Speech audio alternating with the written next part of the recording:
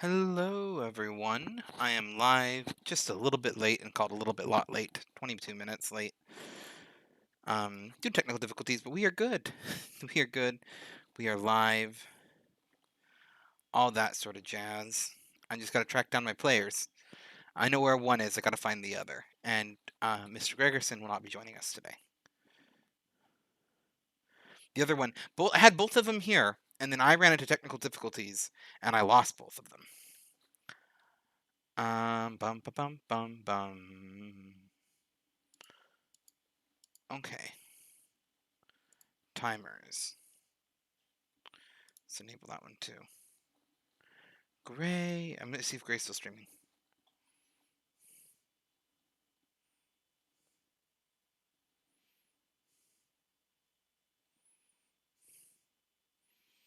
Cause he was doing art stuff beforehand.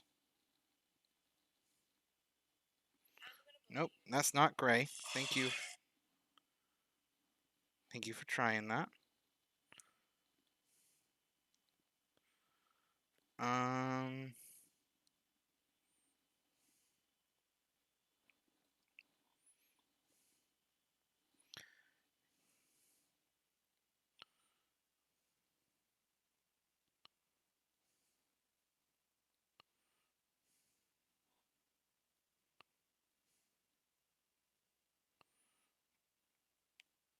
Okay.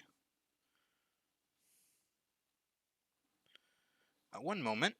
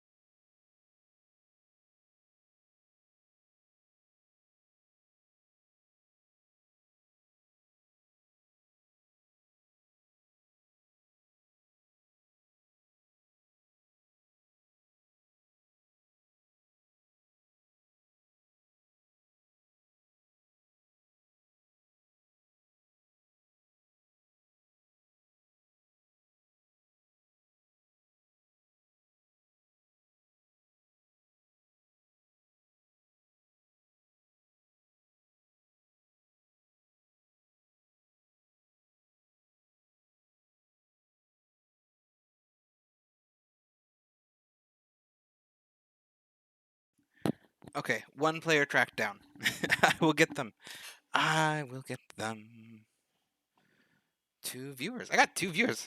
Welcome to. We're getting this starting. Sounds like Gray might be having some internet issues too, so we're gonna play with that a little bit as we go. Thank you, Google, for not doing what I needed you to. Anyway. Well, let's get...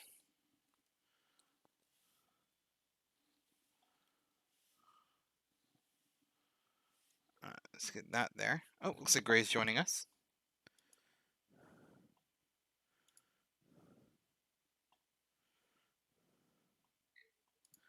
Hello. Howdy, howdy. Can you hear me? And Can. perfect. And yes, there is Call of Cthulhu Moth. I was talking to Gray, making sure Gray could hear me too.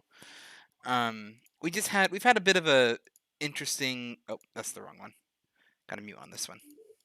We just had an interesting round of technical difficulties this time round, but we are here. Okay. You should be on the Manor map, right? Yes. Okay. All right. Favorian will be joining us. She is just currently finishing feeding the children and Oh, making sure that their needs are met so that she can join us with, and have them just they're taken care of and all that kind of stuff. We will be getting started. I'm just trying to get one last thing to pull up that does not want to pull up. And that might be because I can't remember what I did the key bindings for it for. So give me 1 second. Pop the corn to feed the children. Are you going to try to stream your view, Gray, or are you just because I know you mentioned you had internet difficulties? yeah, I'm not until I get that figured out. It seems like Saturday evenings are just rough for my internet for some reason. Okay. So Well, I'll look into that and see if I can't figure out some kind of. okay. We may need to, in general, um, I'm going to use the phrase readdress stream schedule soonish on when we do these, so we might be able to work that into it too, if it's just a Saturdays thing. Um, it might be. That's the only common denominator I can figure out so far. But Okay. Hello. Hi, my stuff's not muted yet, so sorry if there's background noise. you're good. Hey, Vivorian, it's good to see you. By the way, this is the tub the baby keeps crawling in, and then she can't get out, so she gets really mad. Okay. Anyway, You gotta head yeah, out for a give bit. me a Bye, Moth. minute to get settled. You just lost the tablet. Give me Come a on. few minutes to get the kids settled and feed the cat, all that good stuff, and then I will be like writing, but I can hear you guys. So Okay. Sounds good. Um, and this. Aha! Okay. And I've gotten everything that I need up. So I am actually ready. We can start with a quick recap. If that is good for you, Gray. Can you still hear me okay? Yeah, I can hear you. Okay. So today's session, we were gonna pick up our session in a little bit kind of where we left off. You had just recently basically explored everything that you can in the manor. There are two doorways that you have found that you haven't found a way to get through. One is a door in the secret cellar, as it were, that has a very, very staunch. You're not going to be going into that one just due to the fact that it is. It would take a sacrifice to get through that door. Um, the other one that you had found is there's multiple doors to the ballroom. However, all of them have been locked, seemingly impassably, throughout the prior days that you have explored them. Kind of with this in mind, you had recently, knowing that you needed to spend the night, had everyone kind of sit back down for a rest. I do have a quick question, Gray. What are your hit points currently at? I know we did some healing and stuff. I just can't remember exactly what we did. Um, between the magical healing, I'm up to full, I think. I believed you were very close to full, but I couldn't quite remember. Um, Either way, I'm at kind 9. Never you mind. were at 9. Okay. I'm going to let you roll. I believe it's a D3, just basically getting a good night's rest. This isn't like necessarily normal, but you are getting a good night's rest with medical attention between the doctor and Janice and everything. So you can heal an additional D3 as you just kind of kick back, and you're pretty much out for that night. Like, as weird and strange as everything is, just exhausted. You've kind of collapsed. Staying the night in the medical room, also with the other injured and the women. So Sounds good. including Estella. Well, I'm back up to 12. Okay. On the other hand, we also had Bellamy's room, which is what is currently showing on my stream, which is where most of the men have been staying that night. There's my boyo. Hey, buddy, don't mess with Mumsy's computer. You're muted right now, so we can't hear you, but I'm sure that he just said hi very loudly. Because I know him and I know that's exactly what he would do. Either way, so kind of getting a good night's rest. You kind of start to. We're gonna kind of begin right into this. I know Favorian's still running around, but I had kind of a little bit of a brief talk with her because I knew she needed to do some stuff right at the beginning. But as you kind of wake up that morning, you're a bit stiff, but you do feel much better. Kind of the medicine that's been applied to your wounds is kicking in, and you're kind of feeling a little bit ready to face the world. As you look around this room, everything in this room does seem to be okay. Everyone's accounted for, no one's missing. Everything does, again, seem to be okay. You kind of do a little bit of a check, and kind of as you wake up, you get a feeling it's early morning, and the kind of clock, there's like a little bit of a grandfather clock on the other end of the room, does seem to validate this, but this is an internal room. There's no natural light here. It's just all nearby little electrical lights. The electricity's still working in the house, and Gotcha. particularly in this room. And it does seem like several of the other people are kind of getting up and moving around. It feels like a morning. What is kind of Smokestack's first priority as he kind of wakes up in this morning? Estella is currently kind of having a very slow morning herself. You can kind of tell that she looks a little bit groggy, like she had maybe a rough night sleeping or something along that line, but it seems to be fairly common through everyone. I mean, these are normal people who are basically in a murder house as far as they're concerned. That's an accurate depiction of the situation. I think Smokestack.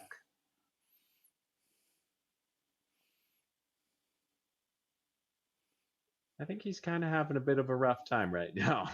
Okay. He's. I don't think he's gonna really go out of his way to try and talk to anybody or anything. He's gonna get some food before indicating that he's gonna go check on how the men are doing. Okay. So, Smokestack, knowing that you're probably going to get some food as well as check on the men, probably decides to. You kind of know you can basically swing by the kitchen on the way to their room, grab some food, some kind of light snack. There are plenty of refreshments prepared, although you doubt anything fresh, considering Theo is now a half mutated corpse tucked next to a turtle skeleton. Um, but as you kind of go to head out of the room, I'm going to assume Estella volunteers to go with you. Okay. Oh, But everyone else is kind of still buckled down, either working on either injured themselves or kind of keeping a little bit of an eye. Kind of right at the very last minute as you're about to take off, Alma, the wait, is it Alma? Let me check my character sheet list here. Not Alma. Definitely not Alma. Alma's the arrogant one. Um, I said the name. Which one of you is it? I think it's Eva. Is it Eva? Give me one moment. Everly. Everly's the one I was looking for. Um, Everly kind of noticing what's going on also volunteers to help. Everly was the if you don't if you do not remember Everly, she was the kind of historian who you'd kind of bumped into the hall very originally, who has been carrying around a sword she clearly doesn't know how to use since that moment from one of the two statues. Yes. But she kind of grabs the sword and says, I'll come with you just to make sure that. Yeah, an aristocrat and kind of bookish. She's got a very bookish look to her. She's definitely a little bit, comes from a little bit of a better off family, but not well enough to be loaded, just from an established family. Probably be a better way to put it. But she's taking the situation full fledged and just kind of goes, yeah, I'll come with you. I can help bring some food back to everyone. Just at All least some right. light refreshments. That sounds like a good idea. Kind of as the group of you kind of head on the way and kind of make your way out the door, you probably. I know that there's a little bit of suspicion around Hattie, given that she had connections to Theo, who's now been dead. But she doesn't. She doesn't make any kind of moves or offer to follow. I'm trying to. I'm trying to confer information from the previous session as we do this. So bring up the Right. characters, but The group of the three of you kind of begin to take off through and around the hall. Oh, let me get my stream actually showing. Here they are. Eventually kind of making your way into the dining hall and the kitchen. As you do kind of pull yourself around into that room, kind of walking through the dining hall and the kitchen, everything does seem to be in the same order that you left it. Nothing seems to have changed, nothing shifted, no new claw marks. There's still like an odd little bit of residue just faintly there that you can notice from where the amalgamation had kind of grabbed Ebenezer and tried to run off with him down this hall. It's kind of right at the end of the hallway, but it doesn't seem to have changed either. As you kind of make your way into the kitchen, the first thing that you notice, and I'm going to add potentially concerningly so, is that as you walk into the dining hall, the table has been reset, all of the food has been replenished, and nothing seems to have changed. Like it's full fresh stock. There's a breakfast waiting for you as you enter the dining hall. Right, that's right, spooky, isn't it? I start eating. Estella, without hesitation, kind of just starts to sit down and kind of start to eat. Everly kind of takes a moment herself trying to decide whether or not she trusts this, but Everly seems to, at least to some degree, trust Estella and cautiously kind of bites into a bit of a sausage link, looking towards Smokestack. It does just seem to be normal food. No, it's not as if I have any way to figure it out. I shrug towards Smokestack. We're already in a murder hole. Yeah, I mean, that's fair. Even still, I'm not gonna trust it. You feel free to eat.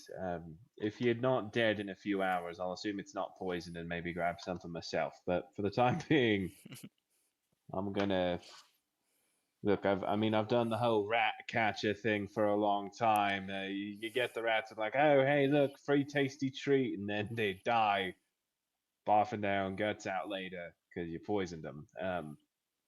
Don't really want to do that. So yeah, you little missus, go ahead, right on. Let's hope you don't die. If not, I'll have some later. In the meantime, grab some food, I guess, and let's head on our way. Mm. Everly kind of grabs up a good little bit of food from the table, like some of the rolls and kind of this various kind of it's an amalgamation of what you'd expect to have kind of with a full English breakfast. It's not individually plated as much as it is, a tub of semi-fresh beans and some toast, fried tomatoes, sausage links, blood pudding, kind of just laid out on various serving platters. Grabbing a good Okay. assortment of it and kind of putting it onto a serving tray, Everly kind of carries the sword like loosely tied with some extra fabric around her belt. Kind of carries a good full tray worth of food, kind of quickly back off to the other bedroom, knowing that she won't be stepping out of sight for too long. You don't worry about it too much. The danger, you kind of keep an eye as she goes into the main room, where you kind of know that there's not any weird secret passageways or anything like that.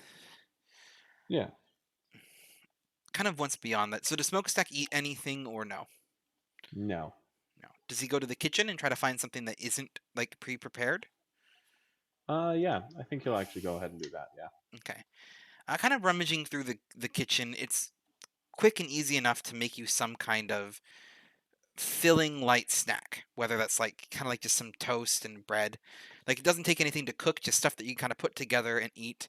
And to be honest, you've had worse working down in the pipes. It does seem to be a fairly well-stocked kitchen. And to be all entirely honest, it looks to be that someone prepared the food in the main room in the kitchen. You can kind of see signs of it being cooked in here. It's not like it just magically appeared in the dining room. Like there's definitely obvious signs of having been cooked in the kitchen, but you do just kind of get a little bit of food that's not any of the stuff that's been touched. Okay.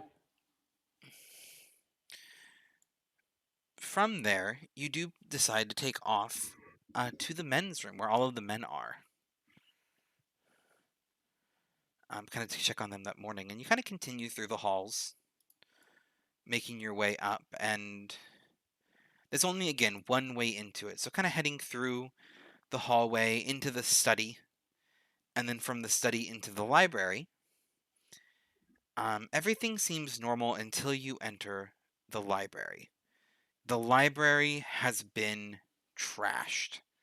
Just completely trashed.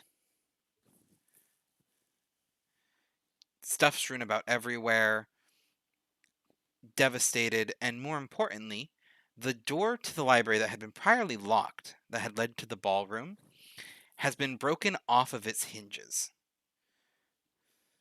Seemingly recently, you would guess. Leading on its way to All the door right to the then. men's room. Wait, what ballroom? The door from the library to the ballroom has been opened. I'm moving the icon off, okay? Yep. And what do you guys do as you kind of enter into this room and see the chaos? Stop! I think the first thing Smokestack's going Okay. the first thing Smokestack's going to do is look at the destruction and see if he can parse some kind of narrative together from it. Okay. It's very clear. It looks like something broke through the door. And this would have been pretty loud, but you've already found that the manor does muffle sounds abnormally well. So you're not kind of surprised to see that as the manor has been as the store's kind of been knocked off the hinges, it looks like just pure chaos tracked through. And I'm actually going to have you roll probably a spot hidden. Or is there like a survival, like a tracking skill? Might be a little There is. better. You can roll that one instead. Okay. I think there's a hard success on survival. Okay. A group of about 9 to 10 creatures, vaguely humanoid you would guess given their shape, clearly just burst through this door, wreaking havoc before going to the study, or going to in the direction of the servants' quarters. The servants' quarters door is currently closed, but it's clearly went that direction. And probably That's not good. following the chaos to the servants' quarters door, quickly realizing something could have happened, you probably kind of quickly throw the door open and find that everyone in the servants' quarters is gone. I think I would have followed. The tracks, or All right. Smokestack. Well, that's not good. also, as you kind of peek into the ballroom for the first time, as that door has been loudly opened. Oh, apparently. I think it's unlocked but closed. The ballroom door, it's been destroyed. It's like ripped off the hinges. Dang. So you can kind of see in. And kind of checking out the servants' quarters, realizing that there's definitely a lot of destruction here, and kind of running to look through the ballroom. As you look into the ballroom, the first thing that you see is what was once an elaborate ballroom is now almost better described as a conservatory. There's holes in the ceiling letting in lots of light, grass growing through the ground, a little pond of rainwater has formed in the back corner.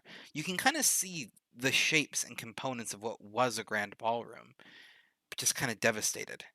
And in the back corner, where there used to be a fireplace, it's now been carved out into what looks to be the entrance to stairs descending downward. And clearly, as you kind of follow the traces and the footprints, that is where whatever came through that door came from and went.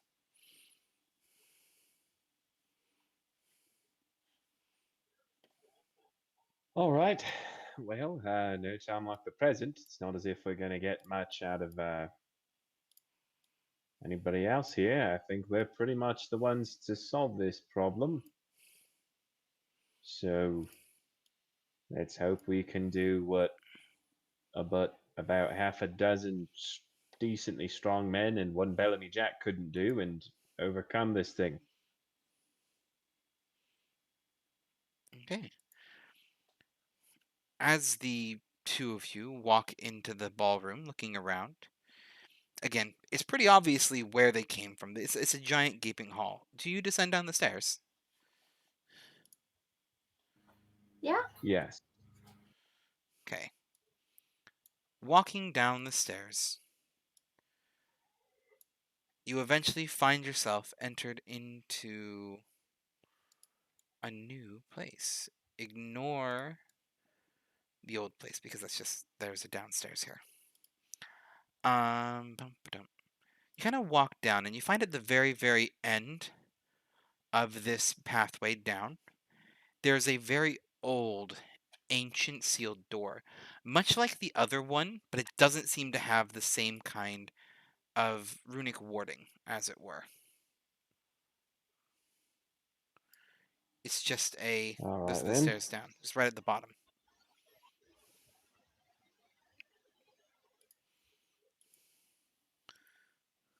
Hmm. Hmm. As kind of Smokestack and Estella approach the door, there's clearly a lot of runes that are, again, fairly familiar to what you've seen. You've seen runes like this before, but there's no oomph behind this door. Just a very simple, what appears to be hand-shaped print on the door itself, where one could put their hand. Um, Estella, I want to do a quick test. Could you put your hand on that? How do you know it's not one of those blood lock doors? It might be, in which case we'll have to try that, but I'm thinking it might take magic from a practitioner, which I am apparently as of yesterday. Um, and if that's the case, then it's best to test that first with somebody who isn't. Okay. Okay, Put my hand on there. yeah, walking forward, you put your hand on the door. You feel a very cold, tingling sensation as like something kind of runs up your hand. It feels like dipping your hand into a pool of water, slowly, even though it's not moving further. Just you kind of feel it slowly traveling up your arm, a little bit tenderly. Roll me a power check.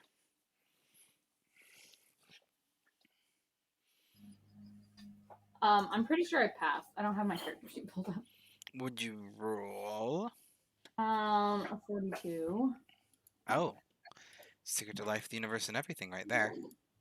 Well, Oh, yeah. I think that my power is either 65 or 70. So. Okay.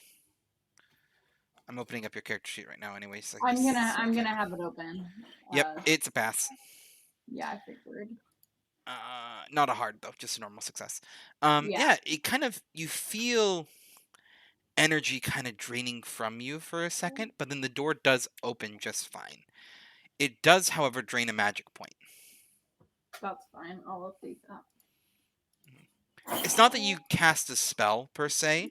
It pulled some kind of energy from you. Again, your character isn't familiar with casting spells in any kind of way. It's just there's some kind of drain there. And Smokestack, you can kind of feel that too. Like as she put her hand on it, there wasn't a spell cast. The door just took a toll, a very small one. All right. That makes sense. As you kind of walk a little bit, kind of walk into the next room, it's a fairly small room. Um, kind of, it's a very small room. There's a door on either side, and at the back, facing up the stairs, is a defiled statue. What was once a robed figure with hands out to the sides, kind of in a very warm, approachable figure, has since been marked. Someone's painted runic markings all over this old symbol of probably some kind of old Celtic or kind of Germanic like god represented in the statue. It's very ancient, but it's now since been defiled with runic markings, and the face itself has been replaced by a poorly cast iron bestial looking face. Hey, Do the runic markings match that was found on Fenric? The ones on the statue? Mm-hmm. The marks on Fenric, which you have since discovered to be like not having any symbolism, do 100% match the markings on this statue. Can I pull the mask off of it? Absolutely. As you kind of watch Estella walk up to the statue and kind of very carefully reaching up, pull this crudely cast iron mask, kind of iron bestial mask off. And she does pull it from the statue, hidden where the face would be, is a near perfect rendition of Fenric's face. Just perfectly carved into the stone. We got some sort of voodoo? I don't think it's voodoo. Um,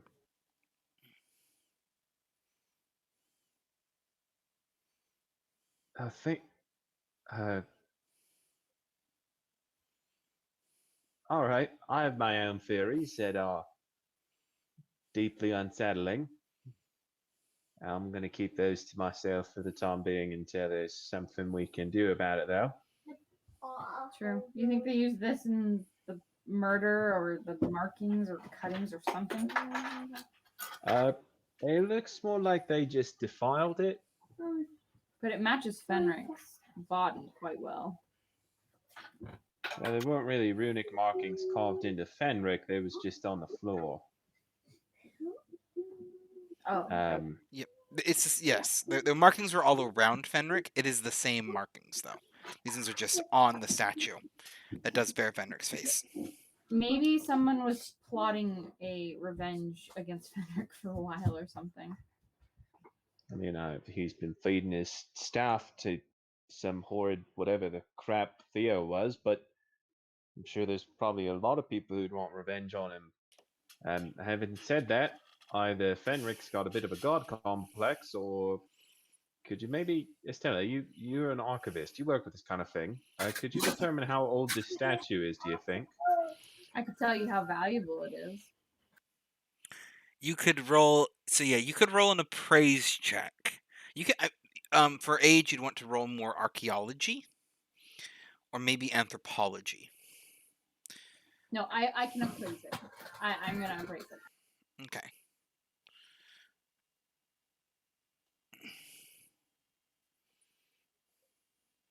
Okay. I rolled a extreme pass on appraise. You rolled an extreme pass on appraise. Oh yeah. Okay. As you sorry, I had to clear my throat there. As you kind of start to examine the statue, you've looked at similar works to this, and this isn't in particularly anything that's in your particular field of expertise. Again, your skill to appraise things is much more to determine a monetary value, what they're worth in trade wise. The thing is, and there's a couple different marks here. The statue itself is a forgery. It's fake. Yeah, I'm gonna disagree with you there. I think I can learn about the history of the piece. This Okay. Otherwise, I would have differentiated my skills completely different. Yeah. Archaeology is a little bit more understanding that kind of thing. Appraise is a little bit more knowing the value of something, whether or not it's real and legitimate. Doesn't necessarily pull up the history. Yeah, but then you'd have to know about the history to know if it's legit. It's true. We can talk a little bit more about it outside of session. For the sake of this one, though, it is 100%. This is a forgery. This isn't. None of the stonework's legitimate. It is just old. It's not even. It's old stone, but it's stone that's probably taken from the surrounding tunnels, which seem to be equally old. And probably Fenric himself, made the statue, but it's a different craftsman than the one who made the mask and did the markings. Okay, I tell all that to. Okay. Much like the markings on Fenric, the statue's fake. All right, then. That's weird. There's definitely supernatural spooky business going on. But why bother with At this point, Smokestack's gonna like run one of his hands over the runes on the statue. Why bother? Who are they trying to trick? Us? Themselves? What does this even mean? Well, there's clearly something strange going on. I wonder if it's almost a decoy as to who or what they're trying to evoke. I don't think they're trying to trick anybody. It almost seems like they're just some sort of primitive No, I concur. species. But I wonder if maybe they're trying to wake something up or worship something, but they want it to look like they're worshiping something else. Maybe. I don't know. I'll be honest, I'm just thinking about those ghouls we dealt with a while back. And what if it's just a bunch of those things or something similar that been living in this basement like a bunch of cavemen? Um, I guess we'll have to keep looking and find out, huh? All right. Kind of with that and kind of looking around, there are two doors that you can still see. They're just old wooden doors. They don't seem to have any kind of fancy locks. They're not a distinct different construction than the rest of the manor. They do definitely stand out on their own. But there are two of them, one to the east, one to the west, opposite sides of the room. Again, this room does seem to have been replaced to be um, kind of made as like some little shrine room. In fact, you kind of looked at it a little bit more. Well, there's nothing directly placed around the statue. It's definitely the kind of thing where you would probably see things piled around the bottom normally. They're just not there. Again, knowing it's a fake, though, might be why. But where do you go? You got two doors, one to the east, one to the west. Let's go through the one to the east, I guess. Okay. Opening the door to the east. Oop, accidentally showed a little bit. Okay. Make sure you have the right tool. Okay. As you open the door to the east, you kind of start to look down the hall. You kind of look in. There's a very long hallway that you kind of see going a couple different ways. We're going to kind of do that for now, and probably...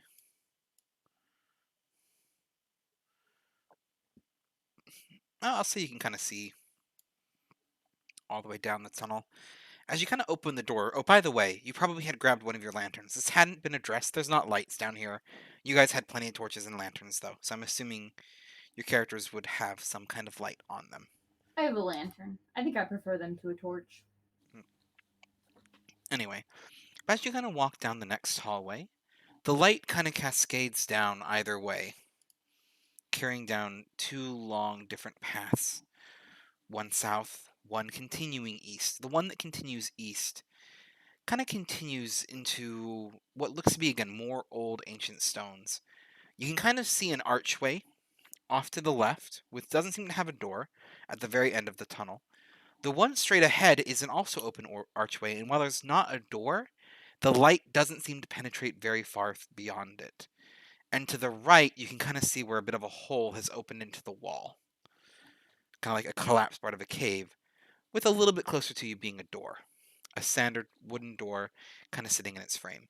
To the south, you see a door to the right, a door on the left wall, both, again, similar standard wooden doors, and all the way down to the end where you can just see the beginning of a wooden door and what's a sharp corner to the right. All right, then. You have any particularly strong opinions, Estella? Not necessarily. Let's just make sure we're not heading into some maze or something. Well, it's probably pretty big, whatever it is, since it tends to be how this manor goes. Okay. All right, then. Let's head down this way, I suppose. Okay. As Smokestack kind of walks to the end of the hallway, kind of with the light following behind him, there's a couple of things that you notice. As you get closer, it does appear that that collapsed entryway to the right doesn't give way to more hallways. Rather, in fact, it is a carved tunnel. Very rudimentarily carved tunnel. that kind of continues down, and kind of the light carries down a good little bit. You can kind of see a little bit of a turn off to the left, but does continue down a little bit further. The strangest thing, though, is the door directly in front of you, that archway. It remains like it just is like a wall of shadow guards the door all the right point until you walk up to it, and you can kind of see the room next to it, which is a quick glance appears to be some kind of bedroom, just immediately off to the left. There's like a bed set up that seems to have lightly been used, a desk, a armoire. It's a very strange. It's just like a average run of the mill bedroom. The furniture is clearly newer than the rest of it. Like even on a quick glance, you can see the furniture looks like it was probably brought from upstairs. And the room itself is very old, but it looks like someone's kind of set up a little bit of a bedroom slash study here.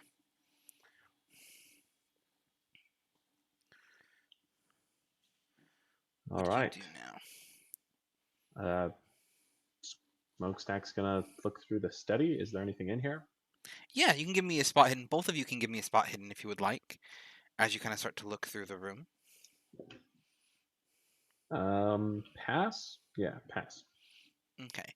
And are you sharing any information that you find with each other, or? I failed, so I probably don't notice anything myself. Okay.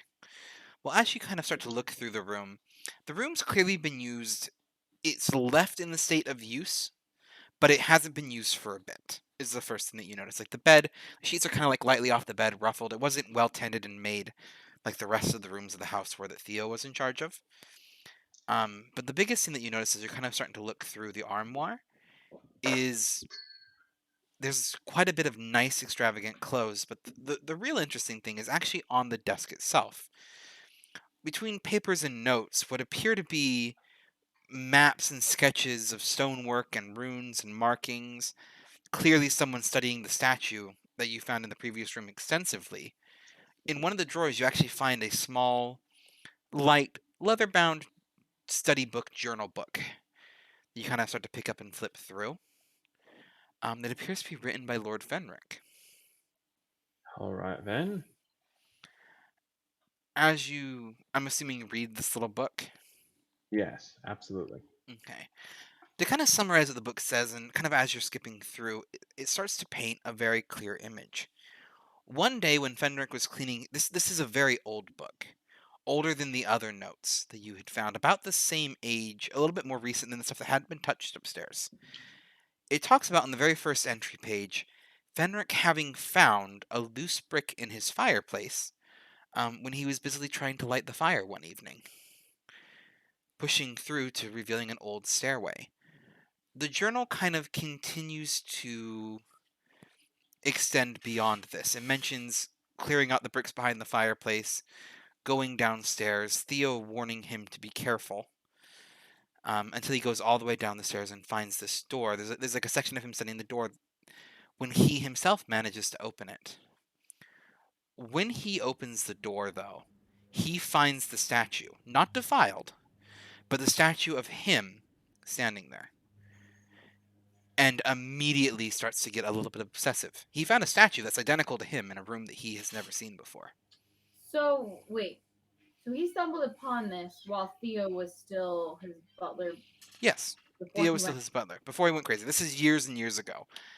The rest of the book starts to get more and more obsessive as he kind of starts to obsess over the statue, what it means, exploring the tunnels, exploring what he calls the strange runic marked door near this room, and kind of becomes a little bit harder to read and harder to follow. And about halfway through, just full on flat out switches to a language you don't recognize, something you've never seen before, rendering the rest of All the right. journal illegible. That's freaking weird. Maybe he went too paranoid. Oh, you mean either he went too paranoid or just lost his mind? Start speaking in spooky language. Basically. I've no idea. It's so far out of my wheelhouse, I don't even know where I am. Uh, Let's go check out another room, since that seems to be all we're going to find from this one. Smokestack tucks that book away. It is worth noting, one of the last things that he mentioned was potentially having figured out something about the doorway, which you have since gathered is that shadowed door, where there used to be probably some kind of runic door he mentioned being similar to the one you found by the fireplace. So it looks like he found some way to open that door, and that shadow is what you see now.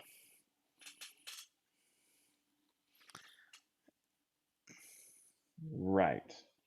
Hold on. Could you repeat that? I think I missed the significance of that. Okay, so there's an open archway to the east where the shadow, like the light doesn't penetrate the shadow. Like it's like a literal shadow barrier. In his book, when he's describing the same doorway, he talks about there being a door there, similar to the one at the bottom of the stairs or the blood seal that you found in the cellar earlier. Ooh. The door has clearly been open, and it's one of the last things mentioned in the journal before he switches to another language. Right then. Well, he definitely killed somebody to get through that. Um, Let's go see. just one cold guy. All right, sounds good to me. You go through the shadow doorway? Yeah. Okay. You walk through the door and kind of push your hand against it. It feels as if you've ever pushed your hand against water. It's thick, it's viscous. Shadow shouldn't have consistency, but this is like pushing through a thick barrier. It doesn't stick to your hand though, it's cold. And as you push through, you quickly find yourself kind of the moment your hand has gone into it slightly, you are pulled through to the other side, revealing a rather small chamber. At the back of the chamber, there sits a throne made of iron, spikes kind of curled around it, sticking out on each side. And sitting on the throne itself is a figure, cloaked, its face obscured in shadow, the hood pulled low, kind of casting that shadow. And while the light does cast out to it, it just doesn't seem to quite hit him. It almost like bends around him. It's almost like the light's afraid of this figure. And as you kind of push into the room, he just kind of smiles at you. Or, well, it's more the sensation of smiling. You know he's smiling. You can feel it. Something about it, like your mind tells you he's smiling, but you just can't see it. You can't see his face. Oh, hello, Smokestack. Hello, oop. The map got moved. 1 second. Sorry. Do you know how to move it back? Uh, it's Okay. not quite there. Sorry. Sorry. We're good. We had too many cooks in the kitchen. I think. Oh, it's on the token level apparently. Oh, yeah, that's the problem. I keep accidentally moving it. Well, I don't know how to fix that, so we'll just be careful moving icons around. You have to put it on the other level, so not happening right now. Yeah, no. Technical difficulties. Anyway, Sorry. we're good. Anyway, do you want a token for the figure in the throne? Yes, please. What color? Um, let's do like a black token. Works fine. I got dark brown. It works too. Anyway, as you kind of the statue smiles, he just goes, "Hello, Smokestack. Hello, Estella.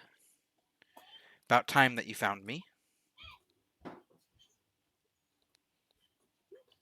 Uh, uh, yeah. Why is that then?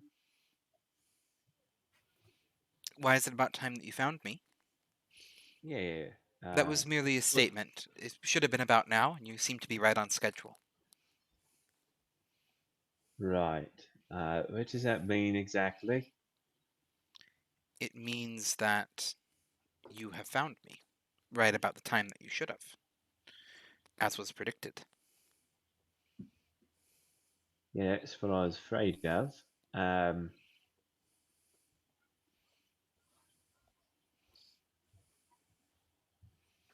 okay then. You have us at a disadvantage, I suppose. Uh, you know our names, but we don't know yours. Mm. Names have power. Power not to be given freely. That sounds about right. You'll know my name when you've earned the right to know my name. Okay, fair enough. Is this it then? Is that the conversation? I'm going to be honest. You've spoken me right out. I don't really want to die. I came pretty close to that a couple of times in the last 24 hours. Mm. Yeah. Is this gonna turn into a fight or? I don't think we would win a fight. I don't think you would either, and I don't have a desire to fight you. I desire amusement, entertainment. I desire to see what happens, how far the stone rolls when poked, as it were. And you're a very large stick, about to smack this stone well off the hill. So my question is to you is, well, how you aren't the first to cross through that doorway. The question is, what do you want from me? Think very carefully and ask very wisely. This is not an offer I extend often.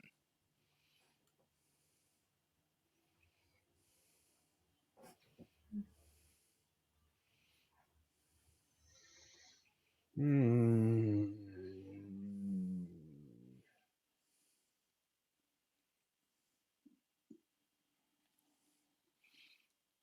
Are you muted, Favorian? I saw your mouth move like you were talking.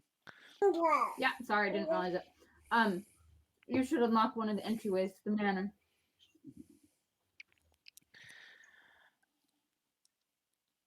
Oh.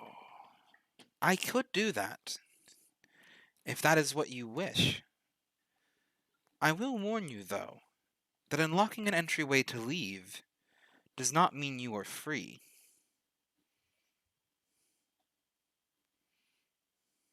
Well, that sounds like a load of rubbish. It means that the lock Um, is not what keeps you here. right. That makes sense, I guess. Ah, well, you don't seem to be very useful to us. Or you don't know how useful I could be. What about you, the silent one, clearly thinking about the question more? Right. So, you say you're here to see trouble. You're here to be entertained, see a show and all that. Is that correct? That's a way to put it. Cause trouble Um, is an amusing way to put it, but not inaccurate. Fair enough. I'm just you want to see things change. You want to, as you described it, hit the rock down the hill and see how far it goes, eh? Correct. Well then, I would like the ability to make the rock roll as far as it possibly can. Okay. I can give that to you.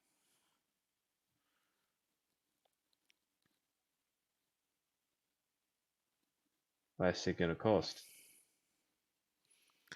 Power has a price. I can give you the tool to hit the rock the farthest way possible. The pond will ripple the way it does, and the price is not a price that would be paid to me. But if you give me your sword, I can give you the power to hit the stone very far indeed. Fair enough. Smokestack draws his S-Stock, Hmm? and should I just like lay it on the ground? He kind of extends his hand, and he kind of takes you kind of probably offer him the handle, as Yes. you've handed someone a sword before. Kind Yeah. of takes the S stock and using the faint little blade that's there, runs it along his hand, and as he does so, the blade turns a dark ink black for a moment before settling down, and it looks to be almost exactly the same. But as he hands it back to you, again, kind of handle back to you as one would, the moment you touch it, you can feel a certain amount of resonance and energy with this blade that you haven't quite felt before. You're not sure what he did, but it was something powerful indeed. All And it right kind of then. resonates within the blade. Smokestack will sheathe the weapon. He kind of turns back towards Estella, who's, again, leaned against the wall, rather bored. It's not bored. It's sass. It's Estelle sass. does it all the time. But yeah. Okay.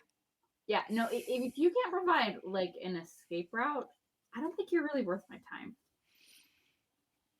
The thing is, an escape route would be easy enough for you to find, and you're already on the right route. But I do have something I think you'd find useful. I don't want to pay your price. Consider this one free for an old friend. He hands you a Great. book, or he pulls a book out. You don't have to take it, but he offers the book towards you.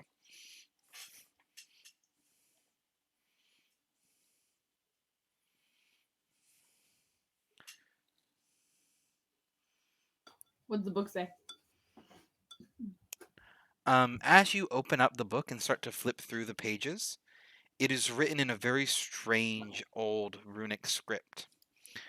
One that you haven't seen before. It's not quite familiar to you, but something about it resonates in the back of your head. I don't know that that's very useful. Okay, I guess I'll grab it. He Maybe it'll gives.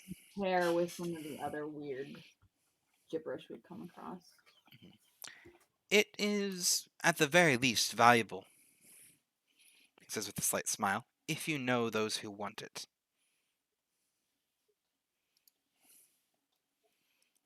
That is true. Maybe I'll sell it.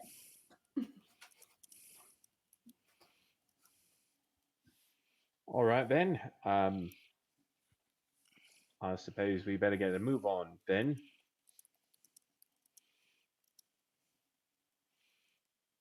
Okay. He kind of nods.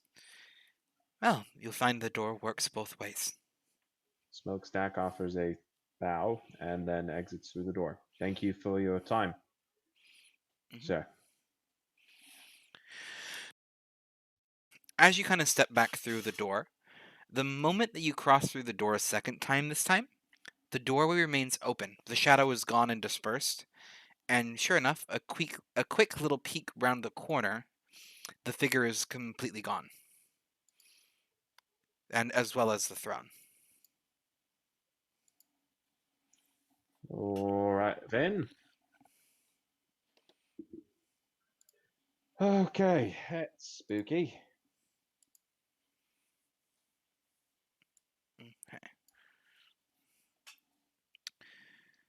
It looks like Estella has taken off down the hallway. All right then. Smokestack follows. Okay. Heading down this kind of jagged, rough tunnel, you eventually do kind of reach that point where you are now, and kind of the light cascading along this rough, seemingly almost carved from the stone sections. And as you kind of do approach this part, got to be on the right screen. Here we go. You eventually find that this little jagged part does actually give way to a fairly simple wooden door on the left, and it continues down this way a bit farther until you reach what amounts to be looks like a barricade. Like there's kind of a wooden barricade that goes up pretty high, But there's definitely a gap at the top you could fit through. It would require climbing it, though. All right then. I've never met a barricade I couldn't climb. Okay. Do you open the door first? Wait, is the barricade right at this door that we're at, or is it down So the no, hall? there's a door, and then that's where the barricade is. It's kind of the end of your vision. Okay, I'm putting a token there. Okay, that works. Appreciate it. Uh, Smokestack opens the door. The door opens without any issue. And as it kind of does open up into the room, you kind of find yourself stepping into a very small room.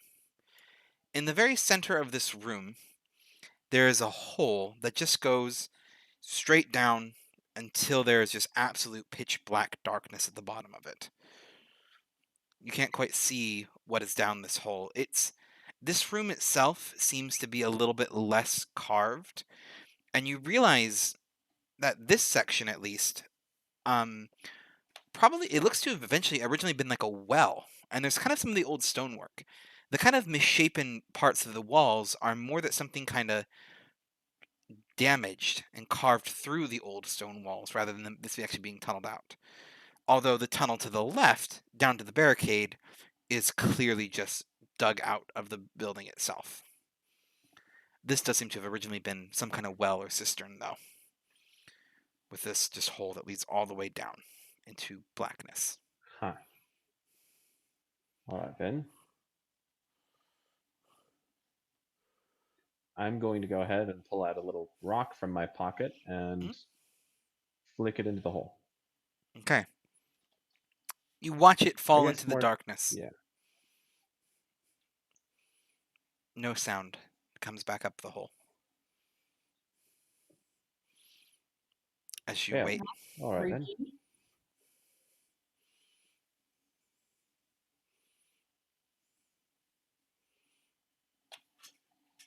Okay. What do you do? I Staring don't at think this. it's gonna make a noise. We should probably just go out of this room. I don't think sticking around here is gonna do us any good. Okay. Walking back out the door and kind of closing the door carefully behind you to the seemingly bottomless hole. Or you can leave it open. I just assumed you'd close the door. Um, Yeah. Yeah. We'll close the door. okay. Again, the hallway kind of continues down, or kind of there's the barricade there, or kind of back up the way you've came. I'm gonna try climbing the barricade. Okay. As you kind of approach the barricade and kind of start to look over it, there's plenty of spots to grab on the barricade, but it itself is a bit jagged and not necessarily the most secure. You're going to have to roll me a climb check. Okay. I got a success You got a with a success? 29. Yes. Okay. Smokestack kind of clambers up to the top of the barricade first, leading the way. It's a bit tight, and Smokestack's a little bit of a larger individual. It wasn't meant for a very big creature, a big person to fit through at the top of this barricade. But as you kind of do, more or less taking up the whole of the area itself, reach the top, you kind of find yourself looking down further into the little caverns, as it were. Off to the right, kind of immediately off, sorry, off to the left right here, you can kind of see an extension of the barricade. Another one, kind of where this little, right about there, there's a little bit of another barricade. Let me kind of pan this to a better spot. And kind of it continues down, where you can kind of see a bit of a stone before the tunnel kind of forks off to the right through a little bit of a more narrow one, and to the left in a little bit of a larger one. Huh. He describes this to Estella. Okay. And this is all clearly carved stone things, and this is all clearly carved out of the stone itself. These aren't existing rooms. This has all been kind of carved from the cave system itself. As he kind of describes this down to Estella. If it's been carved, then I'm sure we'll find all kinds of illegal type activity here. I think illegal activity is probably the least of my worries at this point, but that's fair. I'm pretty sure we just Yeah, talked to but something I'm that pretty at some sure point would have been considered a god. most of what's been happening is probably considered illegal. I, I mean, I guess there's some law people upstairs we could talk about it too. I'm pretty sure spooky occult stuff isn't necessarily illegal, because I'm fairly certain people don't really believe it's real. Yeah, but if they did, it would totally count as illegal. It's this is a weird conversation to have, Estella. But all right, fair enough. Okay. Basically, we can leave it to whoever is in charge of sorting this crap out later. Is this Estella saying she doesn't want to climb the barricade? Just to clarify as the GM. No, I'm saying that the police can deal with whatever crap they find in this manor later. Mm. So yeah, no, I totally climb over the barricades. Okay, you're gonna have to roll me a climb check too. As Estella seems to be coming up to climb the barrier, do you drop to the other side, Gray? Yeah, Okay. Are you trying to be stealthy, or are you just trying, like, just kind of going through? Like, is that crossing your character's mind? yeah. I think he's trying to be stealthy. A bunch of people Okay. were kidnapped. Okay. You are going to roll a stealth check then. I fail the climb check, by the way. Okay. As you're climbing, you do manage to get to the top, but kind of climbing through the jagged, rough, spiked scrap, stone, and wood. You take 1 point of damage, kind of scraping yourself climbing up like a little bit of a fall and a stumble. Like just kind of like cuts into it a couple points. It's very rough terrain. All Okay. right. Regular success on stealth. Okay. Managing to land about as quiet as you can on the ground. Kind of Estella follows you afterward. I also need a stealth check from Estella. And you can kind of look around a little bit more.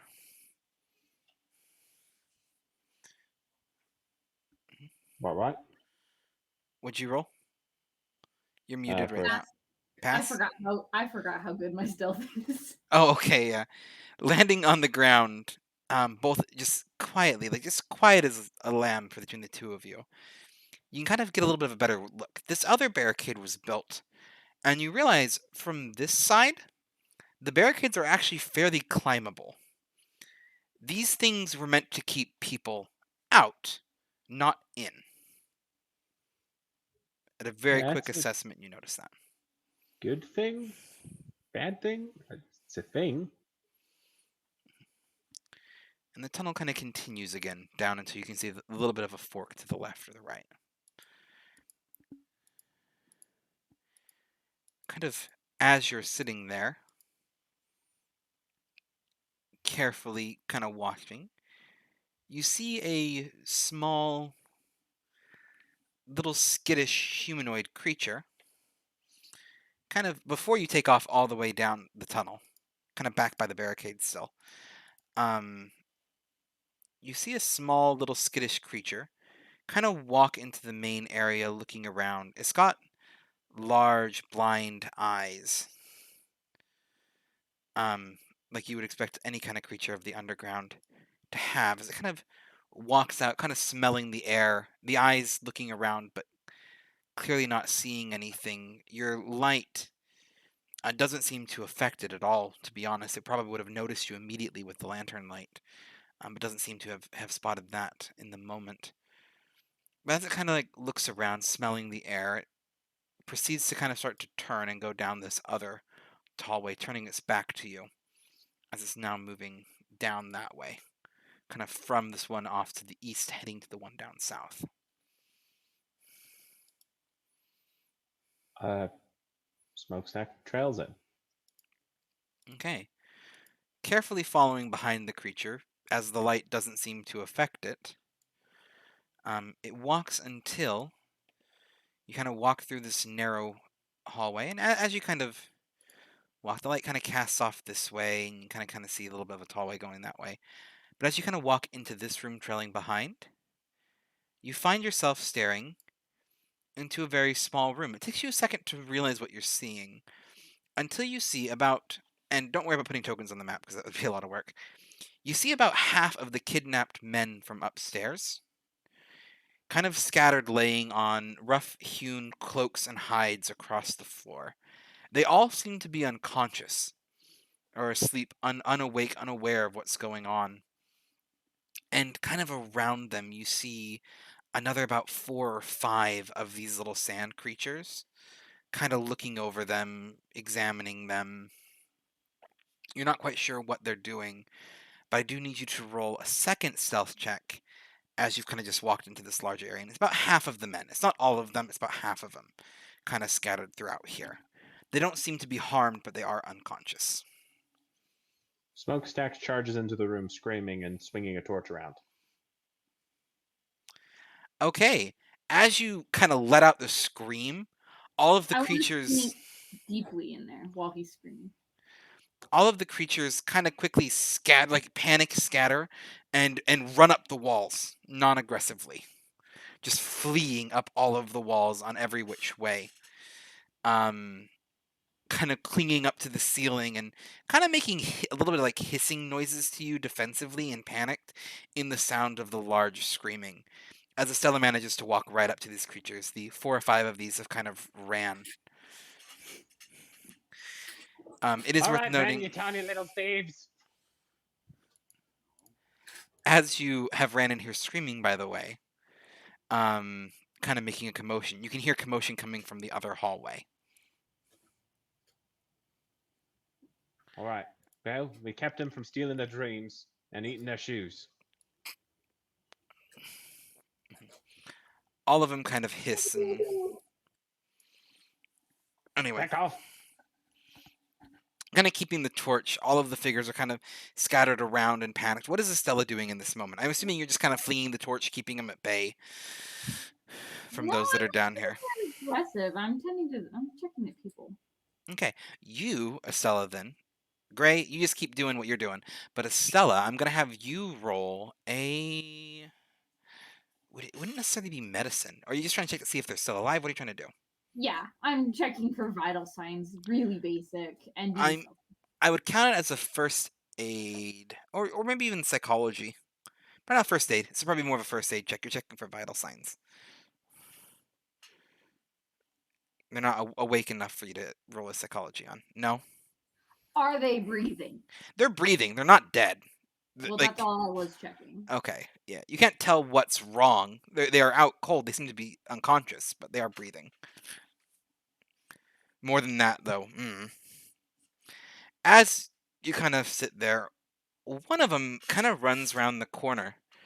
Probably having been from the other room, and it kind of sees Smokestack, this big towering individual, just flailing his torch and kind of screaming back at these creatures as Estella walks. And when I say sees, this one's eyes do actually lock onto you. It does seem to have some kind of vision, but it's very much squinting. Its very large white eyes are kind of squinted and scrunched down. You can tell that it doesn't like the light. And it just says, you just kind of hear raspily, "Please stop! Stop! Stop the sounds!" Smokestack will stop shouting. Light bright. No hurt, it says, pointing to them. No hurt. All right, then why are they here in the first place? Bad things. Bad things. They safe here. Oh, all right, then. Roll psychology on them. I'll let you roll a psychology. This is going to be a very tricky psychology check, though, because these things are not human. Would you roll? Hard success. Hard success? Um, its body language is different, but even with its body language being different, it's not trying to be misleading. It's definitely panicked. It's definitely terrified by Smokestack and the torch, but it is being sincere enough as far as you can tell when it says bad things safe here.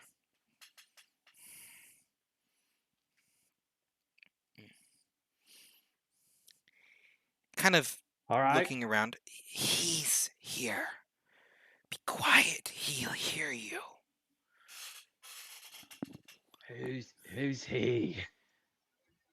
Fenric. Uh, that's not good. On account of I'm pretty sure I'm dead. You know what, Smokestack? We didn't exactly check the corpse this morning. Well, also, I don't know. I had that one theory where Fenric wasn't actually Fenric, and he used some sort of body double. Yeah, maybe he's not actually dead. Fenric. Double body. Yeah, it's about what I was afraid of. Fake. Wait, which one's fake? The surfacer. Probably the dead one. Wait, no, what was the thing the GM said? I missed that. The surfacer. Okay. So we still have a crazy Fenric. Hmm. The Well, is he still alive? Fenric? Yeah. Yes. The cloaked ones, though, the cloaked ones here. They tried to capture your friends. We grabbed the ones we could. They took others. Wait, question to the GM. Is Macklin in this room? Macklin's not in this room. Okay. These sleep spell. We can't wake.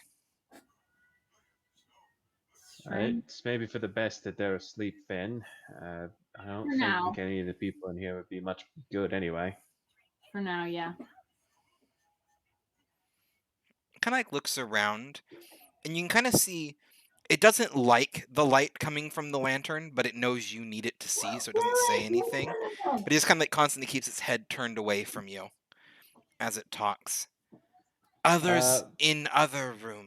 We keep them safe here. All right, then. He's Smokestack goes ahead and half shutters the lantern. As the light kind of dims, kind of like looks a little bit more towards you, you can kind of see a little bit of thanks kind of crossing the creature's eyes as you do so. You not hurt? No. Not hurt. You kind of see it's almost as if tension does relieve a little bit from it as it realizes you aren't going to hurt it, that you don't have the intention to hurt it at all at this moment. Think.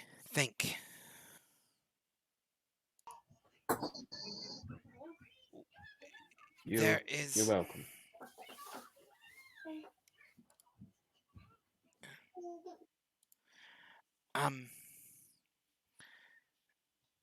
are others in other room. They are in worse condition. The cloaked ones hurt them before we got to them. But cloaked took others. That's Our healers that's look at not good. others in other room. You kind of do a quick little assessment of the people that are in here when I said about half the group. It does appear to be Cole, Barnaby, Willard, and Jeremy. Jeremy are the ones that are here.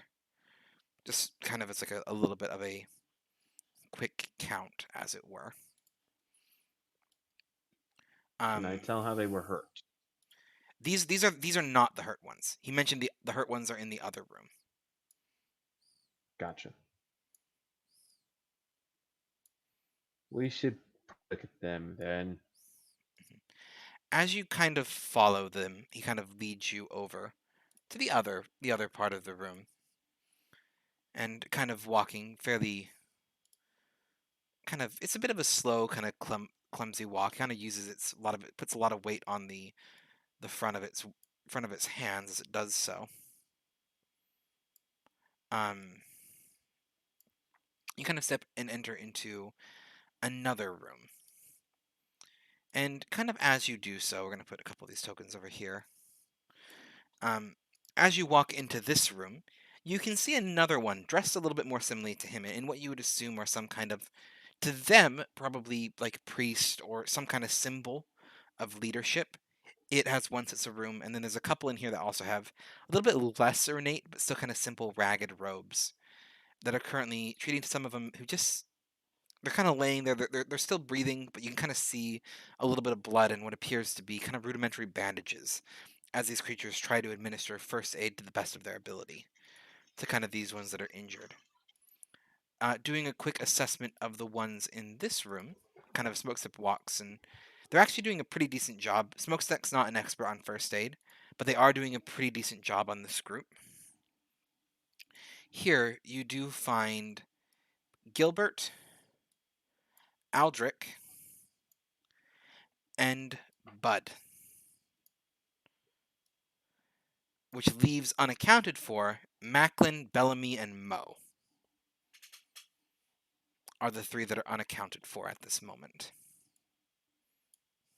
That's not good. He says, "We did what we could," it says, kind of looking at the ones that are here. We did what we could. No, I can. That's more than anybody else would have probably done. Well, are you? What are we?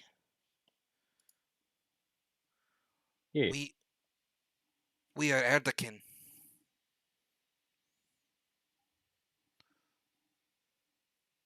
Your kind calls us goblin or Ah, other name. Brownie or many names. But Erdogan is what we call ourselves. oh. So if that's what you call yourself, that's what I'll call you too, I guess. We I call came myself Smokestack, so you can call me that if you want. He kind of nods. Hello, Smokestack. We came from below. When Fenric found our home.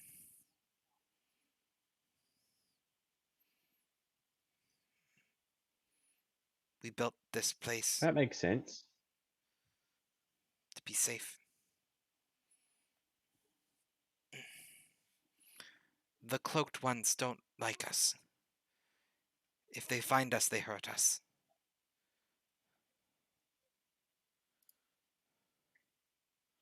Which is why you built the barricades. Yes. The barricades are a place for us to watch, to learn, and attack.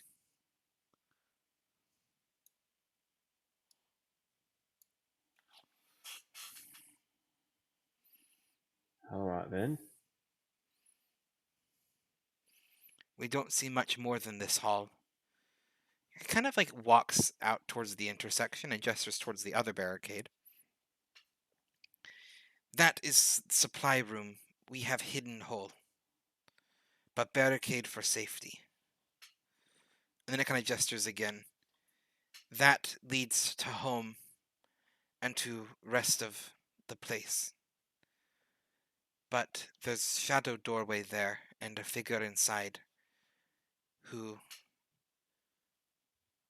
we don't, we don't, we don't. It just kind of says over and over again without much more of a description than that. Very nervous about the shadowy creature the shadowy figure that you met not too long ago. Um, yeah, that's fair. I think that's probably a good idea.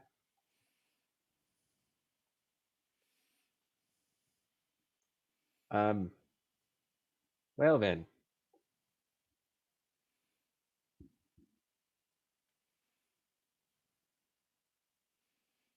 you say that leads to the rest of this place. That leads to supply room. Gotcha. Um, where does that lead? That's the one that says supply room. Sorry. Okay, gotcha.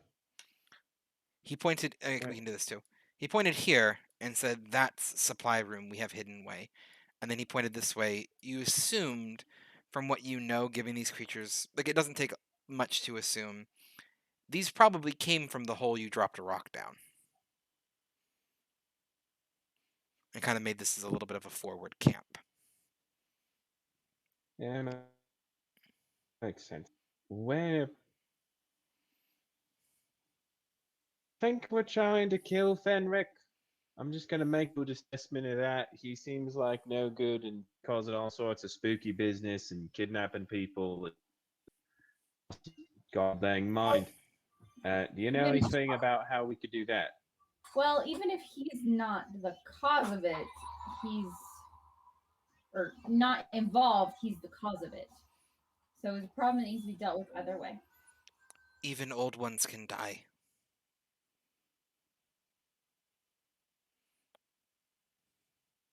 So he's an old one? No, but You, he's you know what that killable. means? Oh. We'll figure it out when we get there, I suppose. We don't know much. We've been hiding here. We heard the Rube ones move in mass last night. That's why we left. We found them with these people. We attacked. Our injured went home, but we watched and stayed what few we could to watch these ones. We didn't know if the butler lurked upstairs still. No, I put him down. Good. The butler, he knew much. The robed ones trusted him.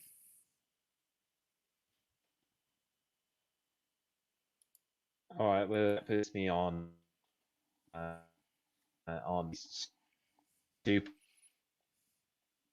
dead. You're breaking up a little bit, Gray. Who? Yeah, that would be my internet. Funny internet thing, but it does. Okay. So you guys seem right nice blokes. So I'm gonna go with the rogue ones are bad guys. Do you know where they're at? I assume elsewhere in the underground. It's very large.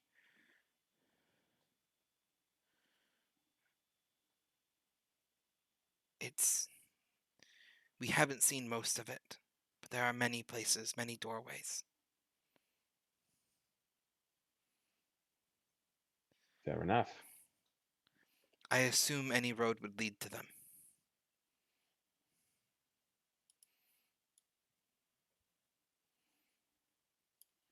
Only one way out.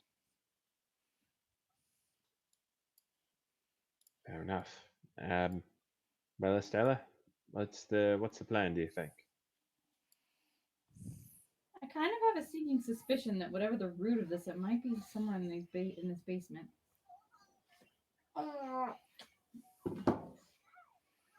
I'd say that's likely enough.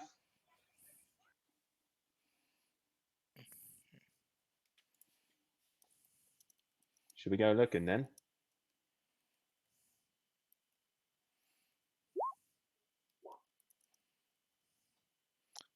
little note for myself there, so I remember those 2 NPC roles. Yep. Okay. Yeah, we should definitely go exploring. Okay. Where do you go? You kind of get the feeling that while these creatures aren't very strong, but they're not going to hold up in a very direct fight. Their strength is one of those kind of strength in number type things.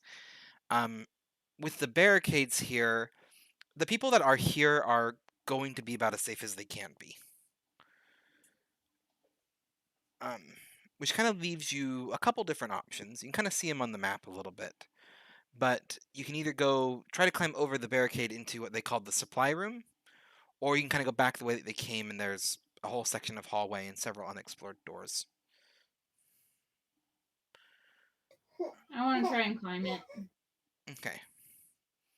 Do you follow her smokestack? Estella kind of walks right up to the barricade to the storage room. Yeah, smokestack will tag along. Okay. Climbing over, kind of climbing over the barricade. I'm not going to make you make a climb check this time. It's plenty easy to get over, and even down the other side.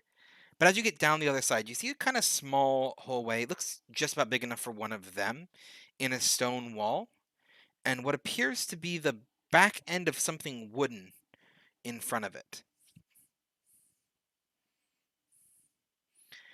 Kind of as Smokestack approaches it, or Estella approaches it, um, it doesn't seem to be like a blocking mounted piece of wood. It looks to be like a box or the back of like something, just kind of leaned up against this little hole. You get probably them referring to their hidden entrance.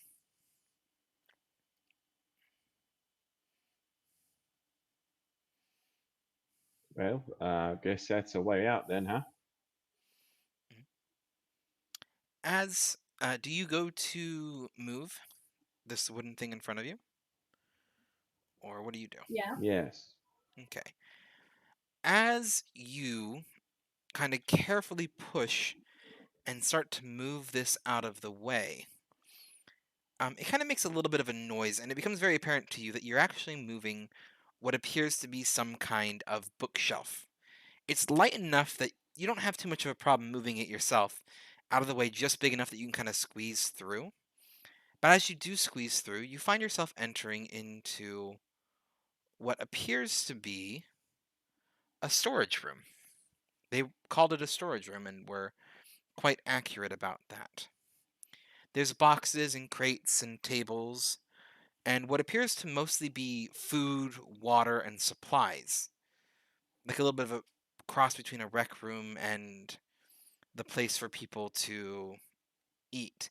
There's also several sets of robes kind of lining the tables in here, kind of bits and clothing scattered. It's not very well kept or maintained, but it's definitely some kind of storage room.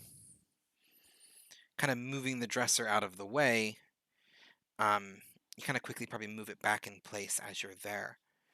As you enter this room, Moth, you had an NPC roll. Would you give a roll for me?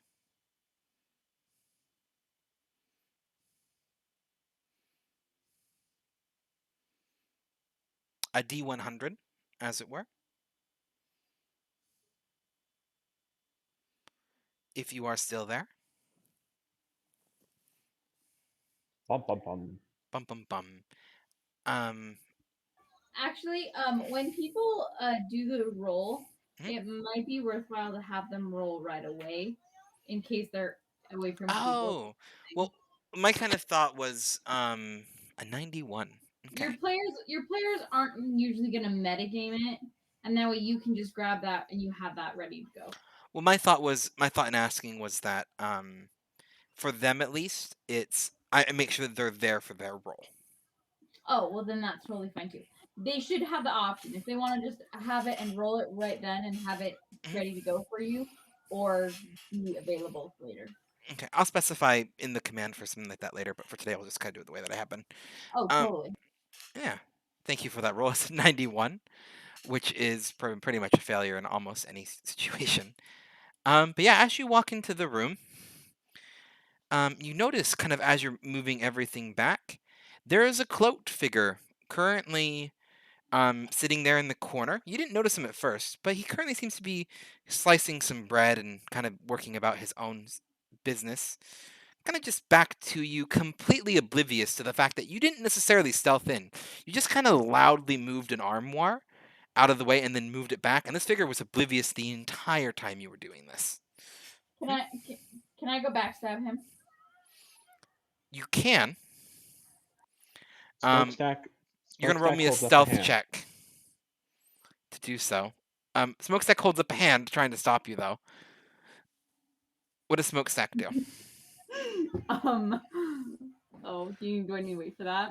Well, is Smokestack what's Smokestack doing when he holds up the hand? He hands Estella a wooden board with nails in it. I pull out and I don't take it because I pull out a knife. One of Um, these Alright, many okay. knives she seems to have hidden on her. A Hey, super if you can- extreme if you pass, by if- the way. I rolled a 4 and my stealth is 90. So that's an extreme. Yeah, super extreme. Okay. You watch as Estella moves without making a single sound right up behind this guy. Like silent. You didn't hear her footsteps. You didn't hear nothing. Roll with 2 bonus die. So what As is that? you roll and you roll the d10s 2 times. So you're gonna roll your d10s. So the one that's like Okay. 10, 20, 30, 40. You're gonna roll that 3 times and take the highest. You're getting 2 bonus die because basically you have all the time in the world to position this dagger. Am I You are taking the now highest or the lowest? highest. This is with advantage. This is a good thing. Basically, you have all the time in the world to plan out where you're placing this dagger. 81. So this is off of your Wait, 81 is the highest. Why am I rolling high? low. Then I Sorry, rolled an 8. 8. I know, I tried to clarify. Yeah. Oh, you rolled an 8. Is that what is your Oh, are you throwing a knife or are you? Oh, I'm gonna go stab him. You're going for backstab. 8 Oh, yeah. off of your Regular fighting for daggers is 48. regular that fighting is for daggers. 48. Extreme pass. Extreme pass. Which does full damage, which is 6 damage. Okay. Yep. You just watch as Estella walks up and knifes this guy in the back. He kind of arcs up just straight away. You can hear like this little bit of a gasp of air. He's not dead. A knife isn't necessarily going to kill anyone off of an immediate strike to the back, but he kind of gasps for air. We are now technically entering combat. However, as you guys just ambushed the crap out of this guy before initiating combat, I'm going to let Estella roll a second time, basically, because she's right there off the bat. Yeah, I'm gonna do a second dagger. Okay. Like, knife him again. Pass. So roll for damage this time. 1d4. Yeah. Let's see. 6 damage. 6 damage again. You rolled a 4. I did. Okay, so basically, you just walk Estella, silent as night, walk up to this guy, stab him. He kind of like lets out a bit of a gasp of air, and Estella pulls the knife, slits the throat, and the guy. A second knife. Second knife. Oh, she leaves the first knife in his back, pulls out a second knife for funsies, and just slits the guy's throat as he collapses to the ground. Dang. Brutally efficiently. Almost like Smokestack watches this happen. This is almost practiced. Where'd the music come from? That was my ringtone. Oh, okay. Yeah. As this guy just slumps to the ground dead. That one might have a little bit. This one's Okay. All right.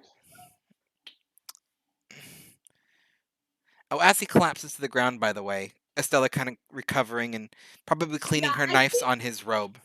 I think so, but I think there's that genuine, like, I can't believe I just killed him kind of a look.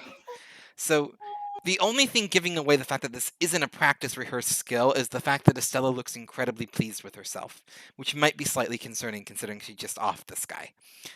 But no, it's not pleased. It's slight. I can't believe I can't believe that happened. It's kind of shocking disbelief. Shocked and disbelieved. Okay, not pleased then.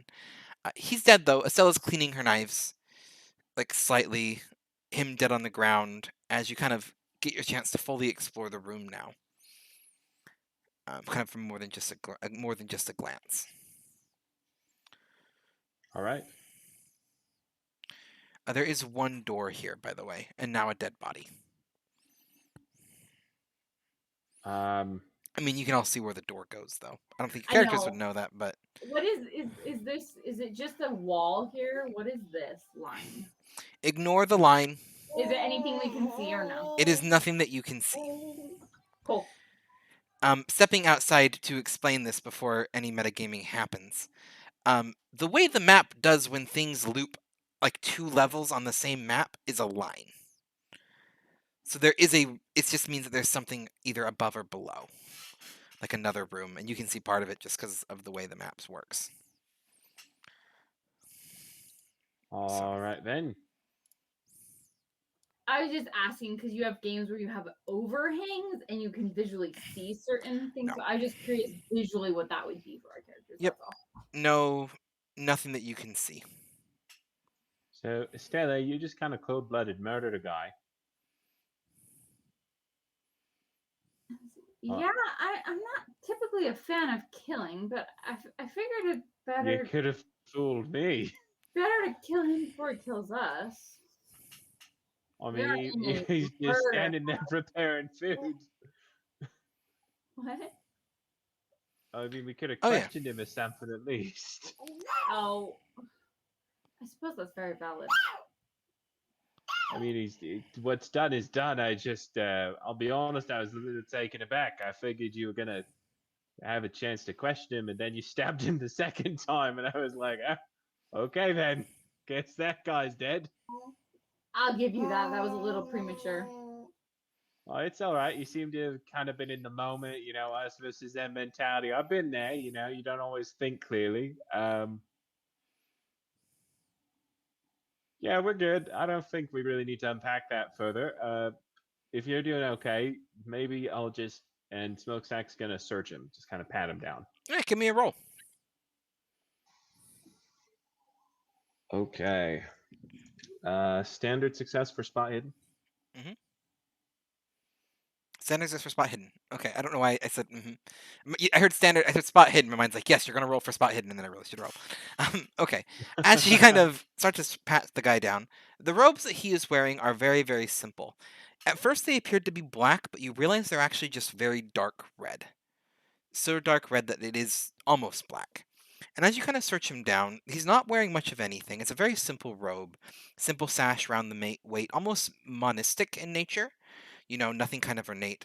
The only thing that you do find on him is a single pendant that ends in what appears to be some kind of dark metal, but you're not familiar enough with it offhand to tell what kind of metal it is, on a string in what's a strange occult symbol. Can Yes? I appraise it?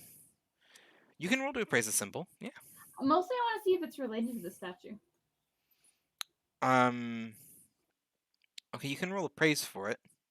I can tell you what information you get with appraise. If you want to do an occult check on it, Gray, you could as well, see if you recognize the symbol itself. Yeah, I'll roll an occult check. You muted yourself. I can't hear you, Favorian. That is a failure on my occult. Okay.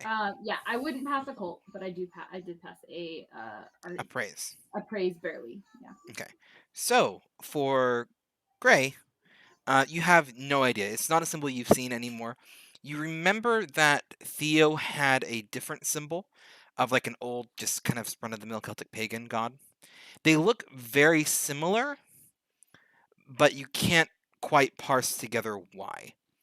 Like there's just enough of, like on a glance, a little bit of familiarity, but you're not quite sure beyond that. As far as appraising, this doesn't seem to be connected. It is distinctly different than the statue. The one thing that you do pick up, though, is with the metal.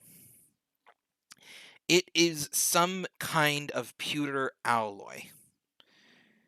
It's what you would expect to be for normal pewter, but something about it is, I'm going to use the phrase wrong. Something about it is just off. That's no good.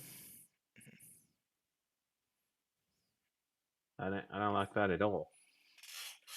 Okay. Did you hear what I said, Estella? A little bit. Sorry. It's okay. Can I get a summary of it? Yes. The symbol is quite obviously not related to the statue. It does appear to be And some kind of not the like one that the butler had. I got that part. it's not the one that's at the bottom head. It is made of it's a pewter alloy, like something you would expect to be pewter, but something about the material composition is wrong. It's almost too soft and like it's an undiscernible metal, a metal you've never seen before, and kind of like touching it, you don't feel comfortable holding it. It doesn't necessarily hurt you, but there's almost like this visceral reaction against it. Okay. Hmm. Um. Interesting. Just to sort of test, Smokestack is going to place the back of his hand against it Mhm. carefully. You're gonna roll me a power check. All right. Power, don't fail me now. Geez, all right. Hard success on power. Hard 19. success. The moment you touch it, it is like something assails your mind. Something that didn't go after Estella, but does target you. You can feel the spikes launch into your mind as it tries to overtake you in some way, but you just kind of step back, you push it away, you focus on yourself, on where you are standing in this room, the area around you, and just force all of that thought away, all of it just as far away from you as possible, as you kind of quickly pull your hands away from this metal. Whatever this symbol means, it's bad. Gonna avoid anything that looks like that in the future. Would it what? All right, I didn't like that at all. I will. The symbol.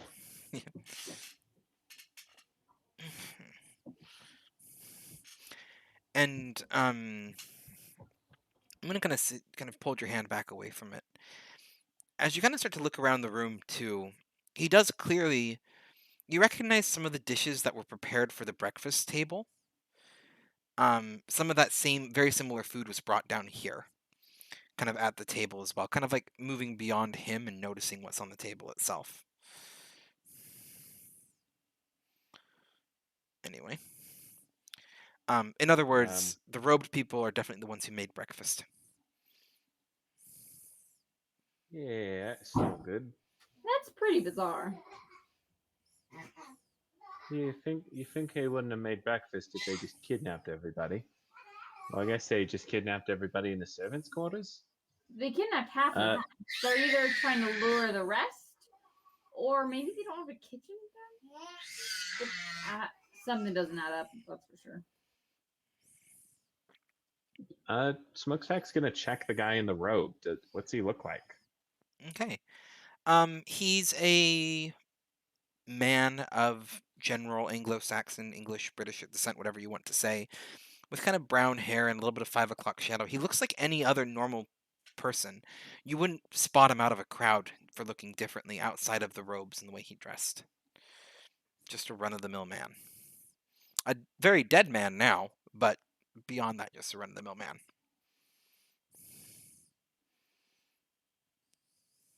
All right then. That's something.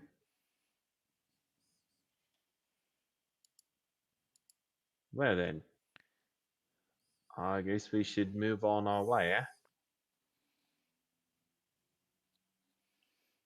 Okay. As you, Yeah. sorry, Wait, is there a door up here? there's, I mean, you can see the door on the map right there. That's a door. Yeah, I head up that way. Okay. As you open that door, it does take you a little bit of a second to recognize the long hallway, but you actually recognize this to be as the hallway from the other end. When you first made that door and headed um, east, this is the end of that hallway. And as you kind of look around, that sharp right turn now, sharp left turn, leads to another door and what appears to be even more hallways going further south. This place is very large and labyrinthian, it seems, as you kind of enter into this hallway, having a couple different directions to go. As you enter this hallway, kind of sitting there. This door, and I'm going to kind of reveal it right now, you see it kind of fling open into the hallway, along with the sound of gunfire as falling out of the door, facing the doorway, firing off a gun, and you watch as the last bullet, as he starts to kind of pull the empty trigger and the barrel starts to click, is screaming none other than Mo. Mo Wellington, or as you know him, Wellington. As he kind of falls out of the hall, he just screams, "Back, you cloaked freaks! I ain't dealing with any of you right now. Just click, click, click." He takes the gun, grabs it by the barrel, and hucks it. He kind of turns and sees the two of you, and then just says, "Are you going to help me or not?"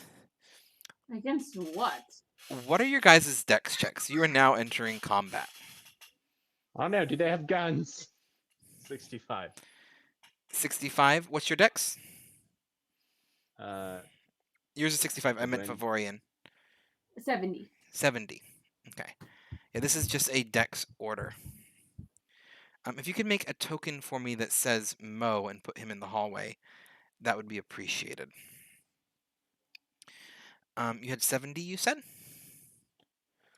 Okay. As he has burst out into the hallway, I believe, I'm just checking something real quick.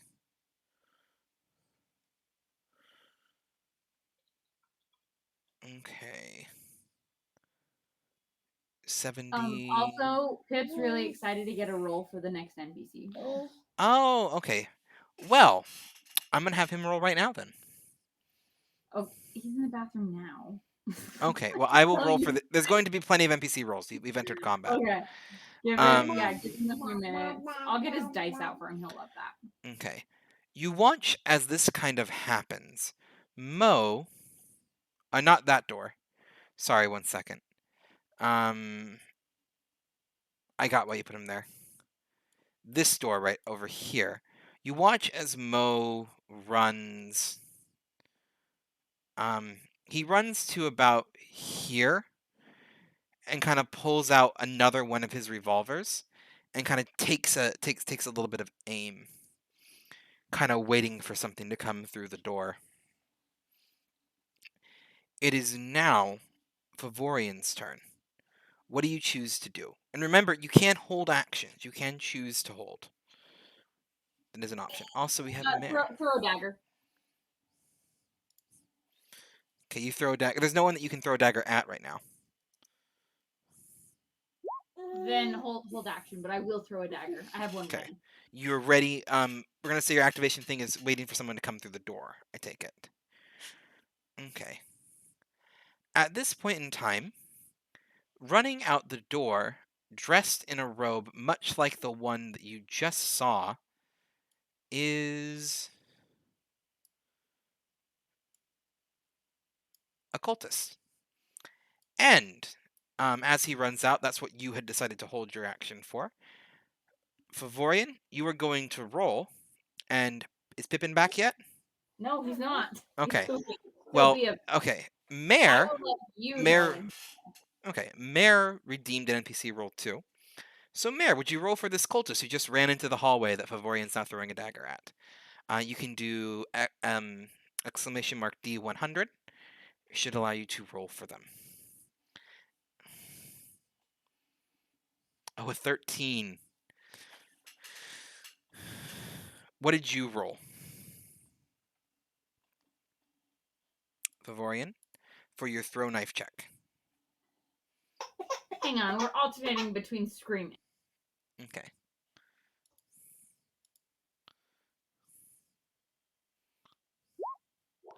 $30, which is, I have her character sheet, so I can check that right now. That is a hard success, I believe. Oh, there it is. Yep. It's a hard success versus pass hard versus 13 off of the cultist dodge.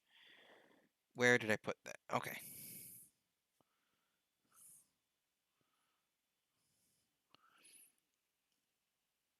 which we didn't write down his dodge. Wonderful. Is dodge 1/5 of dex, right? I think it's Dodge half is of half. dex. Yeah. Half of Do I need to? dex? Yeah, Yes, by default. It can improve.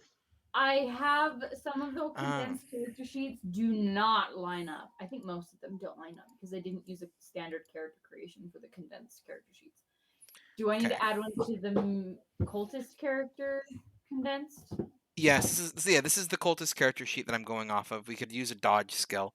So, but he has Yeah, 55, which means 55 half of is- his dex is 25, I think it'd 27. be like 30 or 35. It'd be 27. I think it would be a little higher. It's 55 dex cut in half. No. Yeah, it's 55 dex. No, it's not 55 dex. It's round down if that helps. Yeah, it's 55 dex rounded down, which is 27.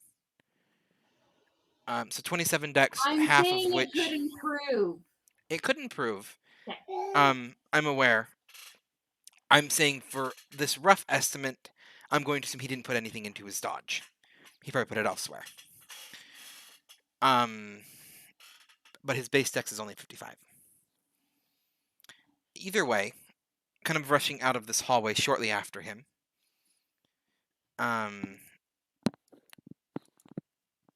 Basically, the dodge is a normal success, not a hard success. That is what all of this math was for. Which means the dagger does hit, so roll for damage. All of this is a long way to say he rolled a normal success, but not a hard success. Wait, nope, it is a hard success. This is why I should have had a dodge check before. We're gonna say that it's a normal success because you rolled a hard success. So we're gonna say it hits 3 damage. My cultist sheet did not have a bit of information I needed. This is why GMs need to prepare a little bit more sometimes. Either way, Favorian kind of throws the knife end over end. You kind of watch it fly down the hall until it strikes the cultist, kind of causing him to stagger back a little bit as it kind of hits his shoulder, catching him a little bit off guard. At this point in time, 2 more cultists, and you had 65 dex, right, Gray? Yes. Okay.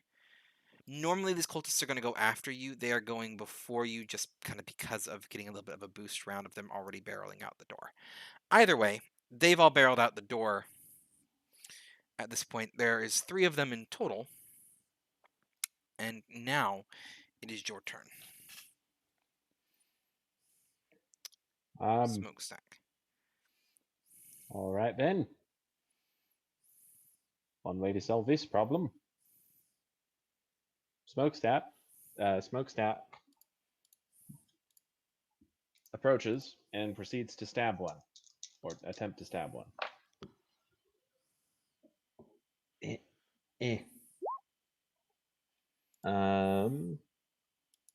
Let me check if that's a hard success. I got a 26 to hit. Yeah. You had a 26 to hit? Roll. I did. That is a hard success. Why did you? All right. So now Pip can roll on this cultist dodge. Also, I did find the dodge skill now for the cultists. It is actually would have been a 17, which means your dagger would have missed. Lame. You would have dodged out of the way. Yeah. So These are Pip's dice. what does it say? Oh, the pink ones? They're Pip's dice. Here, Pip. Okay. Go ahead and roll So them. Roll them. Roll them. I really wanted 3. the square one. 14. 14. And if he needs to roll damage, he really wants to roll the square one. Okay. Well, you had a hard success, right? Or normal success? Gray? I had a hard success. Okay. So to get everyone back on the same page here, now that we've actually figured out this guy's dodge with the 14. As they billow out the door, Favorian throws a knife. With Mare's roll, the cultist barely dodges out of the way, the knife kind of whizzing by its head. Gray runs up and swings again. It does see you coming, and as you kind of swing, the cultist just barely, yet again, with Pip's roll, manages to dodge out of the way. We're going back up to the top of the turn order, which is going to be actually Mo with his dex of 70. Normally it's a tie between you and Favorian, but Mo's going first because he was kind of in this fight already. Mo, having drawn a second firearm, fires at the cultists, which is a...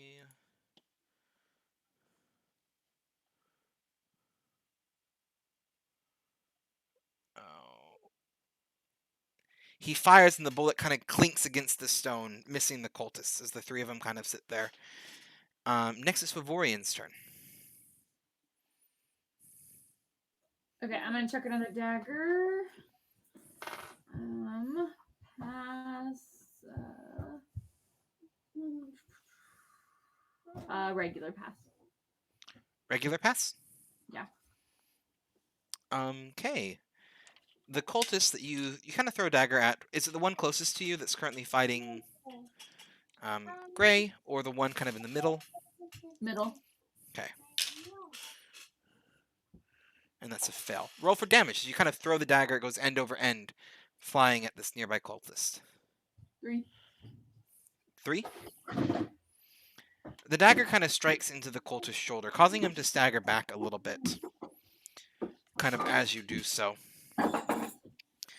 One of the cultists kind of looking around, you can hear him kind of mutter in a foreign language. You think it was something Slavic? It's not like an ancient archaic language. It's just whatever his language happens to be. You kind of hear him mutter some kind of cuss under his mouth as he realizes that they're now surrounded. And his smokestack's turn. One's got the knife in the shoulder. You're kind of squared off firmly against the one in front of you. One's got a knife in his shoulder. Yes. The one in front of me or the one just next to him? The one next to him. Smokestack steps over and takes a swing at him. Okay. Regular success. Regular success. Versus a fail. So roll for damage. You kind of step over. You don't really disengage from the one that you're currently in front of, as much as you kind of sidestep so you can swing at the other one. Indeed.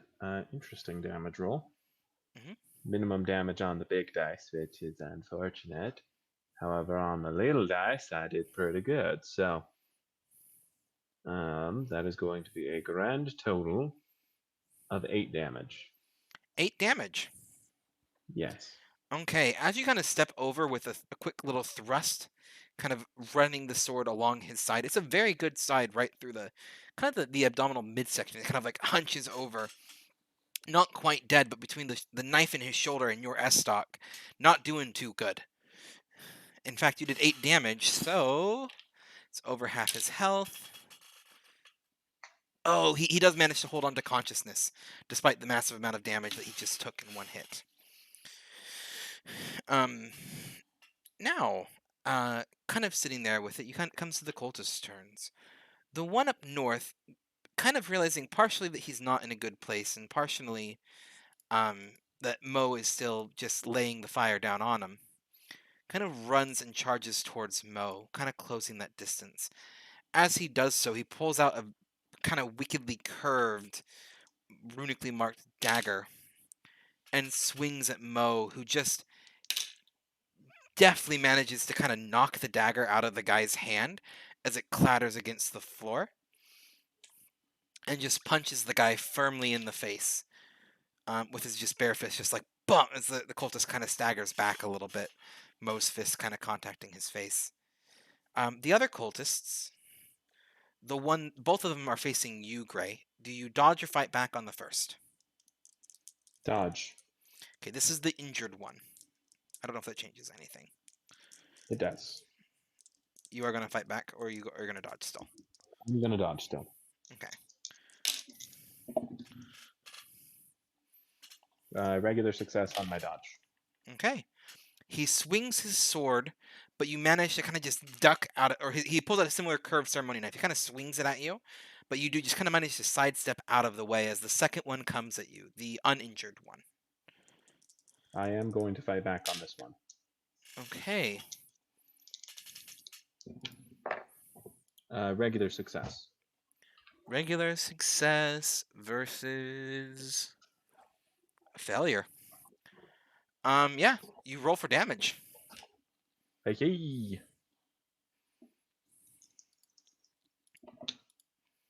Oh, that's hilarious. It's reversed. I rolled the maximum damage on the big dice and the minimum damage on the little dice. Okay. So that is going to be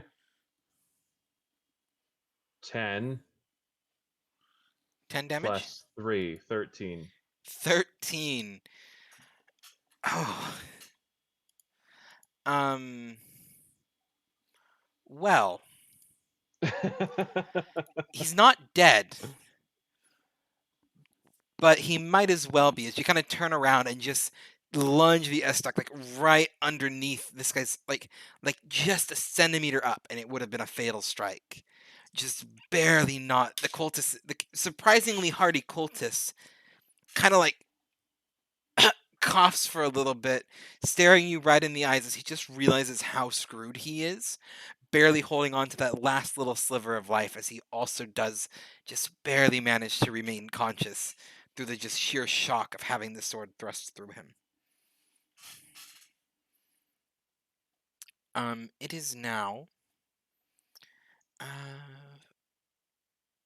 Mo's turn. Mo kind of sitting there, just realizing this cultist is right next. He takes the gun that he's holding and just point blank fires at the guy. Okay. The other one, right next to him, kind of starts swinging the dagger at him, but swings just viciously high as Mo points the gun at him and pulls the trigger. I mean, it's just point blank. It's not very hard to hit. Dealing... 1 second. I put my note for this weapon somewhere. Okay.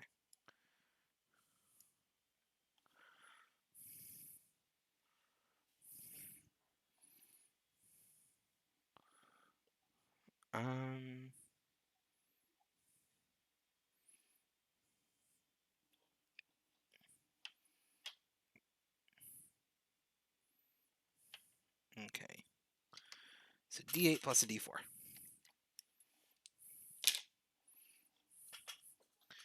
Is that a 1? That's a 1.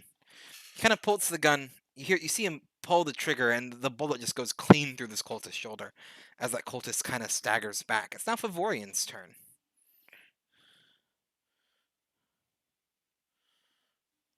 Oh, and you got a Pippin rolling for Yeah, an he NPC. wants to roll again for whatever, and then I'm gonna roll to throw another knife. Throw the knife. I think let's see. I think I fail actually. Yeah, Okay. barely. Barely fell. You kind of grab the knife and you just throw it down the hall, and it kind of just whizzes back between the chaos of everyone actually- sitting there fighting. Can I say that it like literally spins and then it like catches in the wall, kind of? Yeah, I'll say it can kind of catch into the wall, like just kind of clinks into the wall. To the chaos. Yeah. This adds to the chaos a little bit as the knife just spins hand over end and sticks firmly into the wall. Before we come back to Smokestack's turn, you are dealing with 2 very injured men in front of you. All right, mate. Not gonna lie, pretty pissed personally, and I'm just gonna put you down. You've been working with a bad man, doing bad things, and that's enough for me. We're just gonna call that a day. Why don't we? Okay, hold on. The first one is a 00, so assuming I don't roll another 00, this is gonna be good. 000.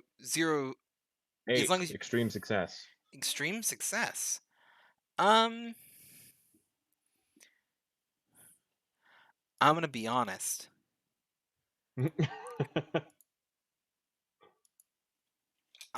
Can Pippin roll for them real quick? He did want the next roll. He can roll for the cultists. But I'm going to say that because this is an extreme success and they're both at 1 health, this is going to count to both of them. Depending on what Pip rolls. 33. 33? It's a fail. Not against an extreme. How do you want to do this, Gray? You got both of them sitting there with your S-stock, so I'm going to say this damage applies to both. I'm not even going to make you roll damage. You could just... They're at 1 health each and you extreme success. So Smokestack, as he says this, steps in close to the man on his left, wraps his fist right around his cloaked torso, throws him into the man on the right, knocking them both onto the ground, and with sort of two quick, almost imperceivably fast strikes, he puts a sword through both of their eyes. Okay. Just very quickly, just shink. Both of them kind of sit there, and it's as you pull the sword back out that their weight kind of drops, and they both collapse to the ground. Dead as can be. The last cultist, whose back's turned towards you and probably hasn't, you don't think he's noticed what's happened to his two comrades, is currently fighting Mo. He rolls again.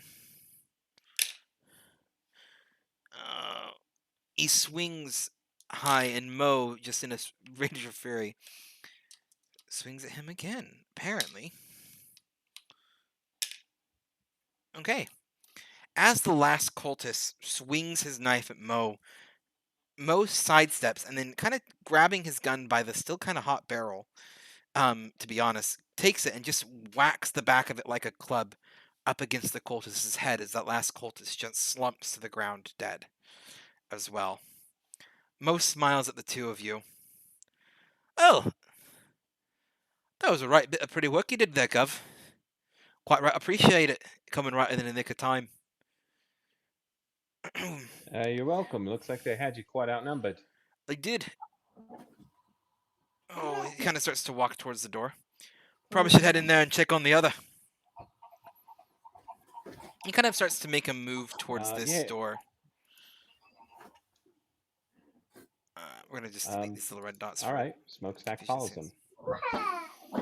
Okay. As he opens this door, it kind of steps into a long... Oop, wrong one. It steps into a large hallway with an open door on either side. And as he kind of walks in, he walks right up to the back wall where there is a single cultist. I shouldn't have deleted those dots now in hindsight. Oops. This is a single cultist. We'll just steal this one to mark. Kind of right there, leaned up against the wall, still alive, but bleeding from a gunshot wound. And as you kind of walk up, you can kind of see the two rooms off to either direction as the doors are open. In this room right here, you see Bellamy and Macklin lying on the ground, seemingly in a similar trance to the others that you found in the other room. They both appear to be relatively unharmed. And in this other room over here, you can see where there was a ritual circle set up. Markings on the ground of chalk lines that have been well disturbed, and another cultist with a bullet wound in his head lying clearly in the corner. It looks like they were prepping some ritual when presumably Mo just stormed into this room and was ready to take some names. But Mo walks up to the last cultist. It kind of looks up at all of you. I check on Macklin. You kind of take off. You go check on them. Estella's off in the other room checking on them. But Smokestack and Mo kind of walk. What will we do with this one? Mo says, staring at the cultist. He's just kind of holding his bleeding wound, staring at you guys with just pure vindictive spite.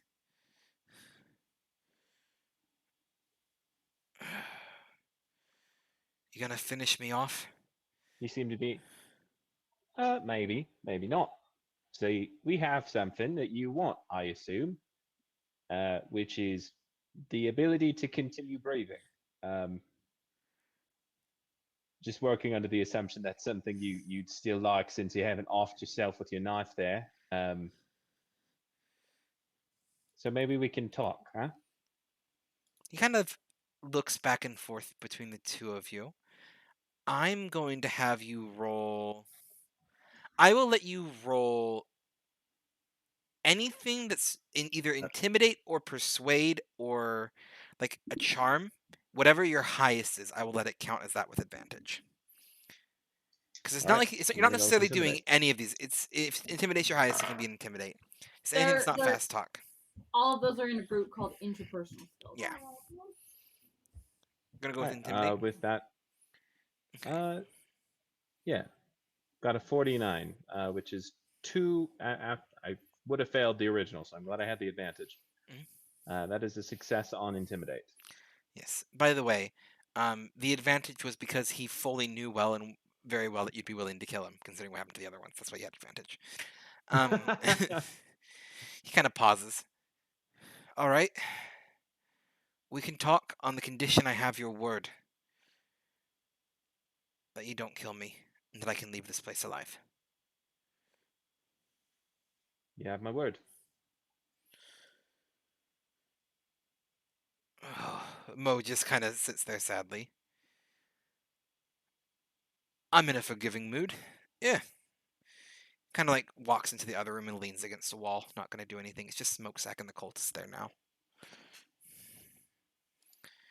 Okay. What do you want to know? I'm not the brains of this operation, but I'll answer how I can. Well, which one was the brains? Was it the guy who stepped over there? That one? He kind of coughs a little bit.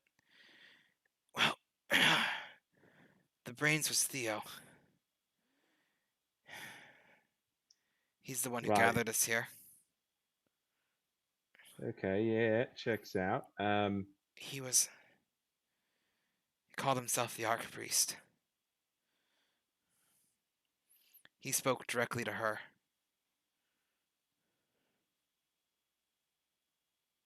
Her.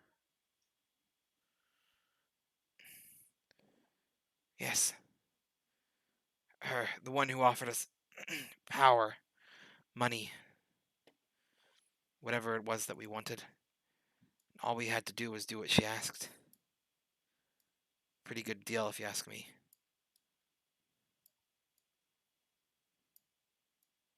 I mean, I'm going to be a little bit of a disagreement with you since you're currently on the floor bleeding. That seems like you got to go right into the deal here, mate. That was good for a while. Theo got Fenric under his wing. That's what it seemed like. Kept a steady supply of, let's call them appetizers. Things we needed. For her? For her. Right, so Fenric's still around. Yeah. He's probably in the sanctum.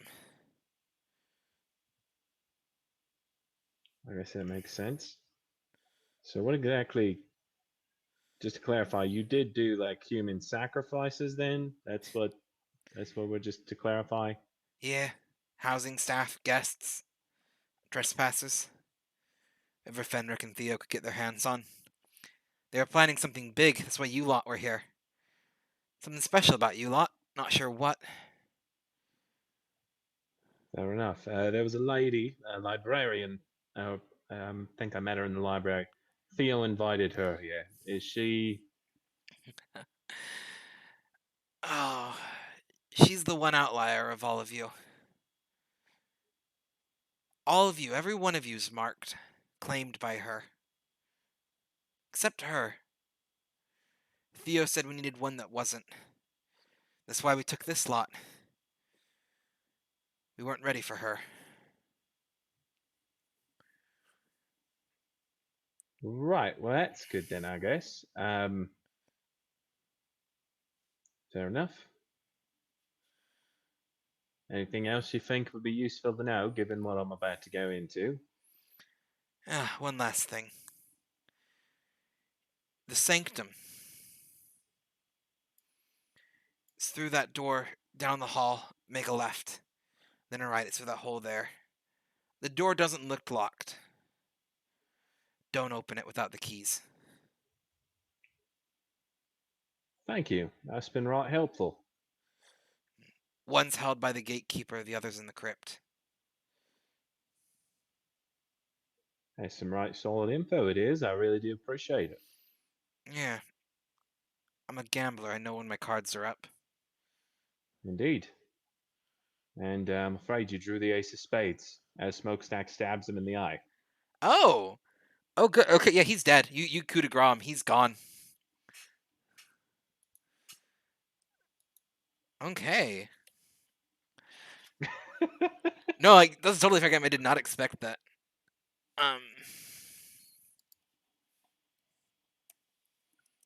Yeah, not letting a psycho like that wander around, that's for sure. Mo just gets the biggest grin on his face, or he goes by Wellington, not Mo. Wellington just smiles. I always knew I liked you, Gov. I always knew I liked you. I Right. think we're a similar stock, Mo. Yeah. Now these two here, he kind of like stares you down. You get that Mo is very much a gun for hire. Like that's obvious. This guy's someone who kills indiscriminately, odd jobs. But so he kind of like sizes you up and down. Like we're probably not same stock, but I'm not going to say anything. Kind of looks at these two. Now I know a couple things. I'm in no danger here, Wellington says. But I think I can make a bit of a deal. I like that one, he says, pointing to Macklin.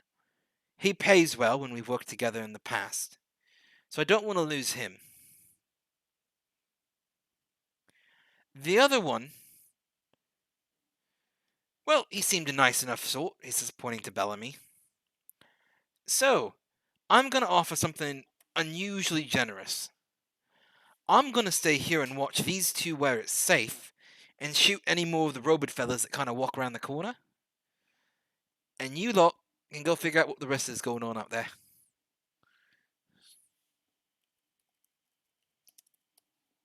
Yeah, all right, fair enough.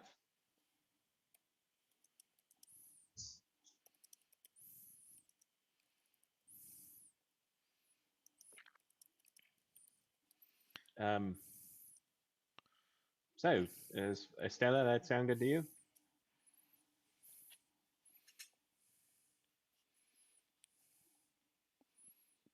You're muted. Gonna assume that's a yes. Sorry, I can't hear you over the screen, baby. Oh, sorry. It's all right. Sounds good to me, Mo. Oh. Let's get a move on. It kind of gives you a bit of a nod. I think we're actually going to stop to take a bit of a break here, if that's okay. We're about 44 minutes after when I'd normally take a break, but this kind of feels like a good point to take a break. Anyway, as you are doing this kind of take a break, it sounds like Estella is currently taking a look at Macklin. She knows Macklin, so she's very concerned to see him out cold. So she's kind of clear. You can kind of see her working on that. We're going to take a quick break if anyone needs to get any water or anything like that. Sounds good. I actually am going to have to head out at this point. Okay. I know it's a little sudden. There's something I need to take care of. Okay, if you need to take off right now, we can. I am going to keep this session going, though. Absolutely. If that's okay. Just so we can get through the manor. Yes, we can get through the manor. I have other stuff I planned for future sessions. And the manor was supposed to originally, in my mind, be one session. So, but yeah, we'll keep it going. We'll keep going through the manor. If you need to take off at this point, Try this to is good. keep you alive. We'll try to keep you alive. Okay, for break, I'm I gonna appreciate go that. and get kids ready for bed. So Okay, sounds good. you get to chat with this. Okay. Are you still there, Gray? Yeah, I'm still here. We are going to say then that you stay behind as well. Sounds good. Kind of with him to keep an eye. While Estella, with a good bit of confidence, and probably Mo, because they do seem to have a past, goes to kind of take off and look through the mine. Sounds like a plan. Thanks for playing. Thank you for joining us. You probably even go as far as like taking these, or kind of grabbing Bellamy and taking him out. Sounds like Estella's working with Macklin. So yeah. But yeah, whichever one of them are still unconscious, you probably drag out of here to get up to Janice. Either to Janice or to the brownies, one of the two. Yeah. Okay. All right. Y'all enjoy the rest of the session. Thanks for playing, folks. Peace out. Bye. Okay. There's Smokestack. As for the rest of the chat, how are all of you doing? Now that I'm on break and I can talk, is Poppy still lurking around? I saw Poppy here earlier. Not sure if he is or not. But Mayor Moth, how are you doing? You're okay? Well, okay is something. Sorry it's not better than okay, but I'm glad to hear that you're at least okay. I enjoy you two. I enjoy you two being in chat, though. It's good to see you. You're just busy with homework. Homework's always fun, isn't it? Got all of that homework stuff. Gotta love that. How's your day been? We're just gonna wait for Florian to get back now.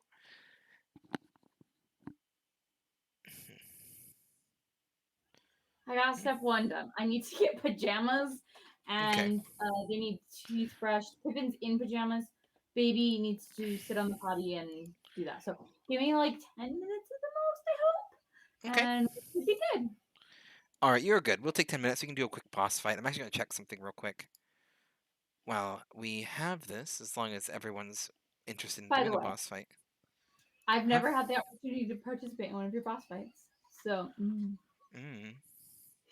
the one time I did, it crashed. okay. Well, I'm sorry. We are... I am looking to see what options we have. I might try to download a quick boss.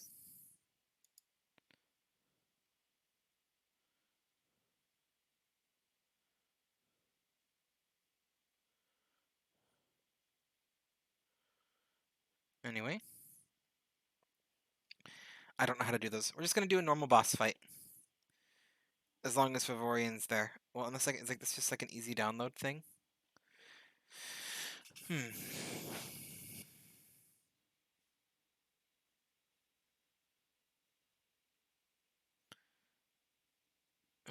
Okay.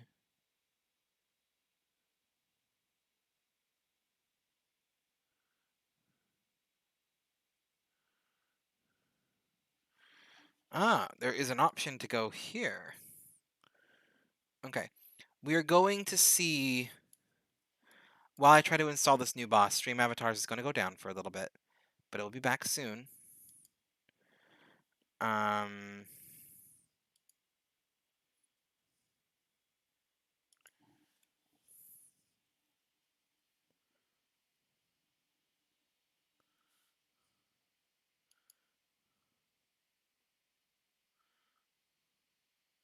As I get this taken care of. If you don't mind me asking, Mayor, what kind of homework are you working on?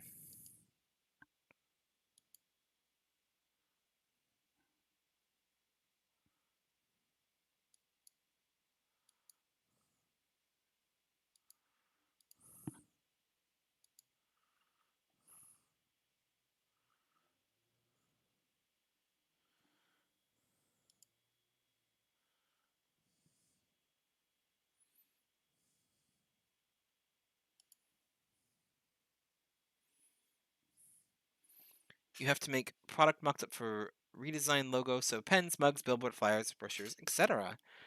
At least it doesn't sound like the worst thing to have to work on. I mean, probably not the best thing to have to work on, but it doesn't sound like the worst thing to have to work on, at least. Okay, I just tried to do something, and I'm not sure if this is going to work.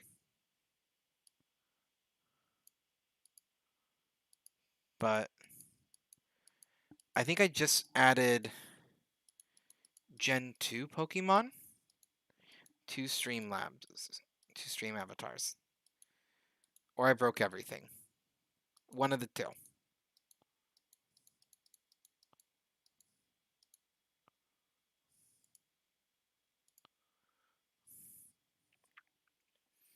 Maybe. What's a Gen 2 Pokemon? I'm trying to figure these things out. I've gone deep into the bad things.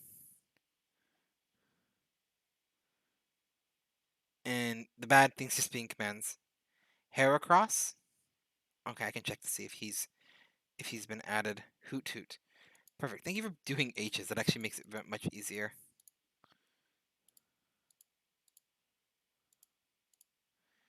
A, B, C, D, E, F, D. Hoot Hoot's Gen 2? And Heracross is Gen 2, you said, right? Because both of those are now showing as available on my end. So you should see them. Gen 2 should be here now. If I did this right. I can also just realize I can check this way. Nope, that's the wrong one. I need this one. You might hear weird sounds. Okay.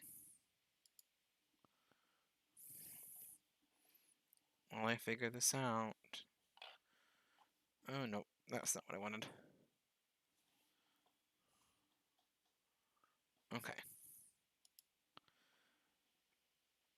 No, I just want to look at my channel. Ah! Haha, got it. I know how to use these things. It's waiting. Waiting for an avatar. We'll connect. We'll go live real quick so that you guys can see if it's working. I see lots of Weedles, Mikey, Miso.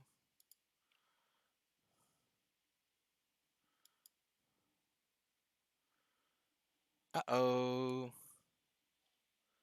I might have broken myself. 1 second. I accidentally closed the wrong tab. So let's open that back up. Boy, oh boy. I am very skilled at these things.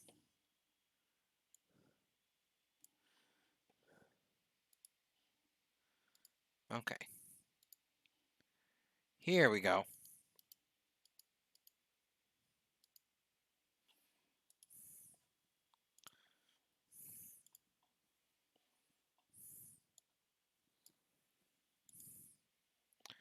And then I can mute my... Nope, I don't want to mute this one.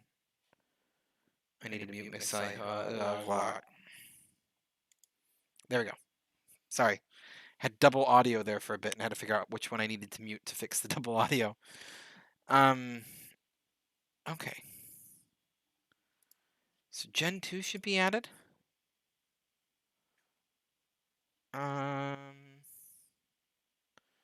Maybe. Okay. Yeah! Okay, so we got Gen 1 and 2 in now. You don't see Gen 2. I'm showing Heracross.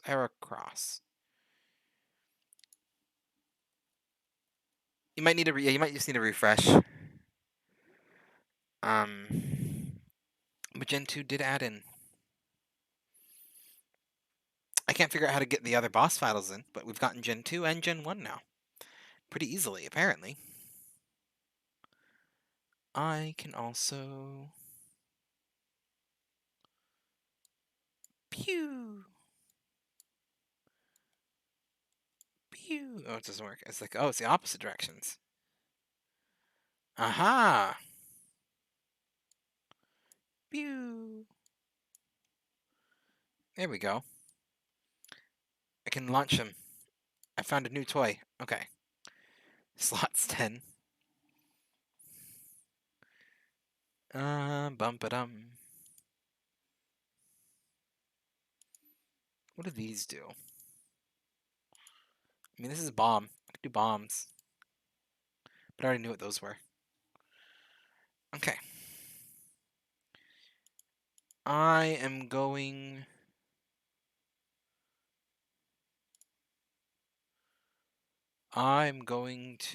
We are...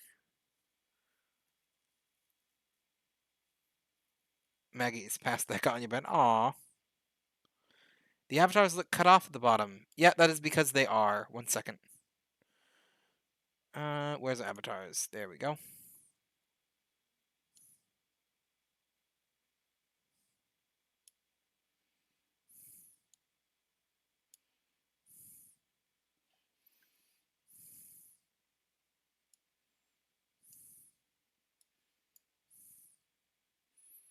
Okay, there we go. Thank you for calling me out. or not calling me out, for telling me so I could correct it. Okay. I probably just accidentally resized the screen a little bit. The way Stream Avatars works is I have to have it set to like a certain aspect ratio and size so that I can kind of do it, and it exists as its own little window that I can interact with and do the things like send them flying. Pew. Lots of fun. Okay. Yep, so now I got Gen 1 and Gen 2 avatars in 1 second. We're going to disconnect again while I'm checking something else.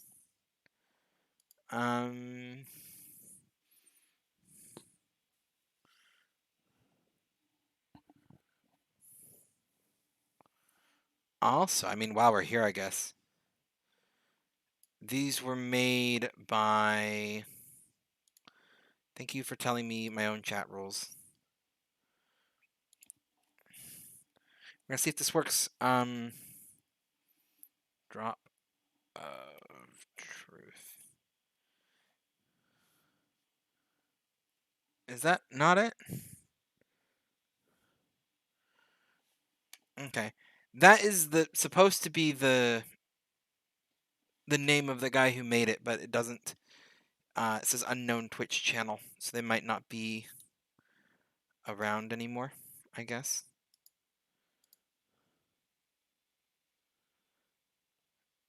Yeah, content is unavailable. Maybe it sounds like there might be an old channel that's no longer around. You back? Yeah. Yay! We added Gen 2, by the way. Yeah, but I have everything I need in Gen 1, so. You're good. Yeah, Magikarp. Oh, yeah. Yay! And all Pit's favorites are in Gen 1 too, so. That's okay. I am... Now that I know that this works...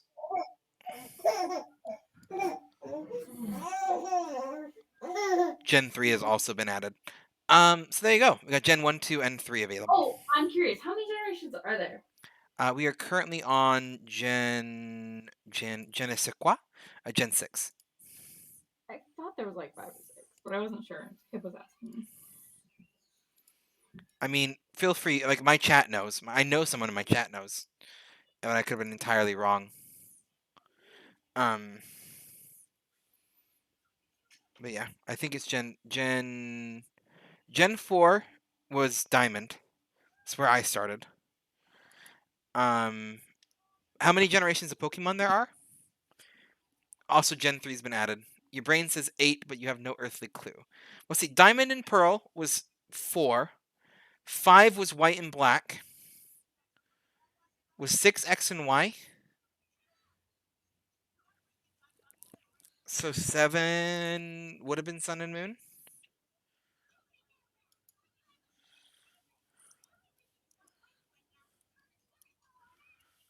I'm gonna Google.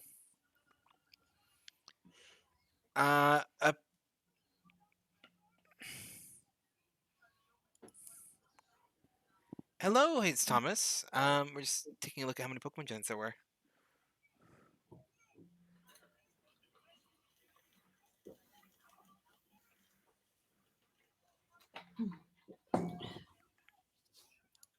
Okay.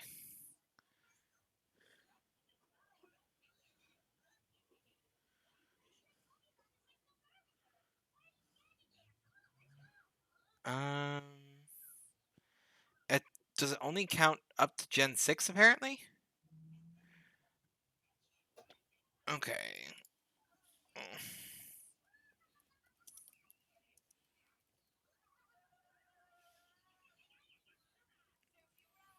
This is a rabbit hole I didn't expect to go down. Are you about ready to start, by the way?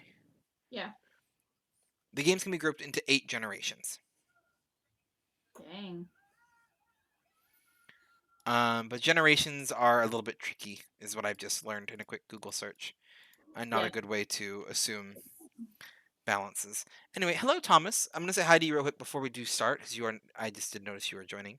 This is a little bit of a different session, because it is Call of Cthulhu, which means I'm not going to be able to address chat as much while I'm in the middle of the session, because I am focusing on that. But We are there.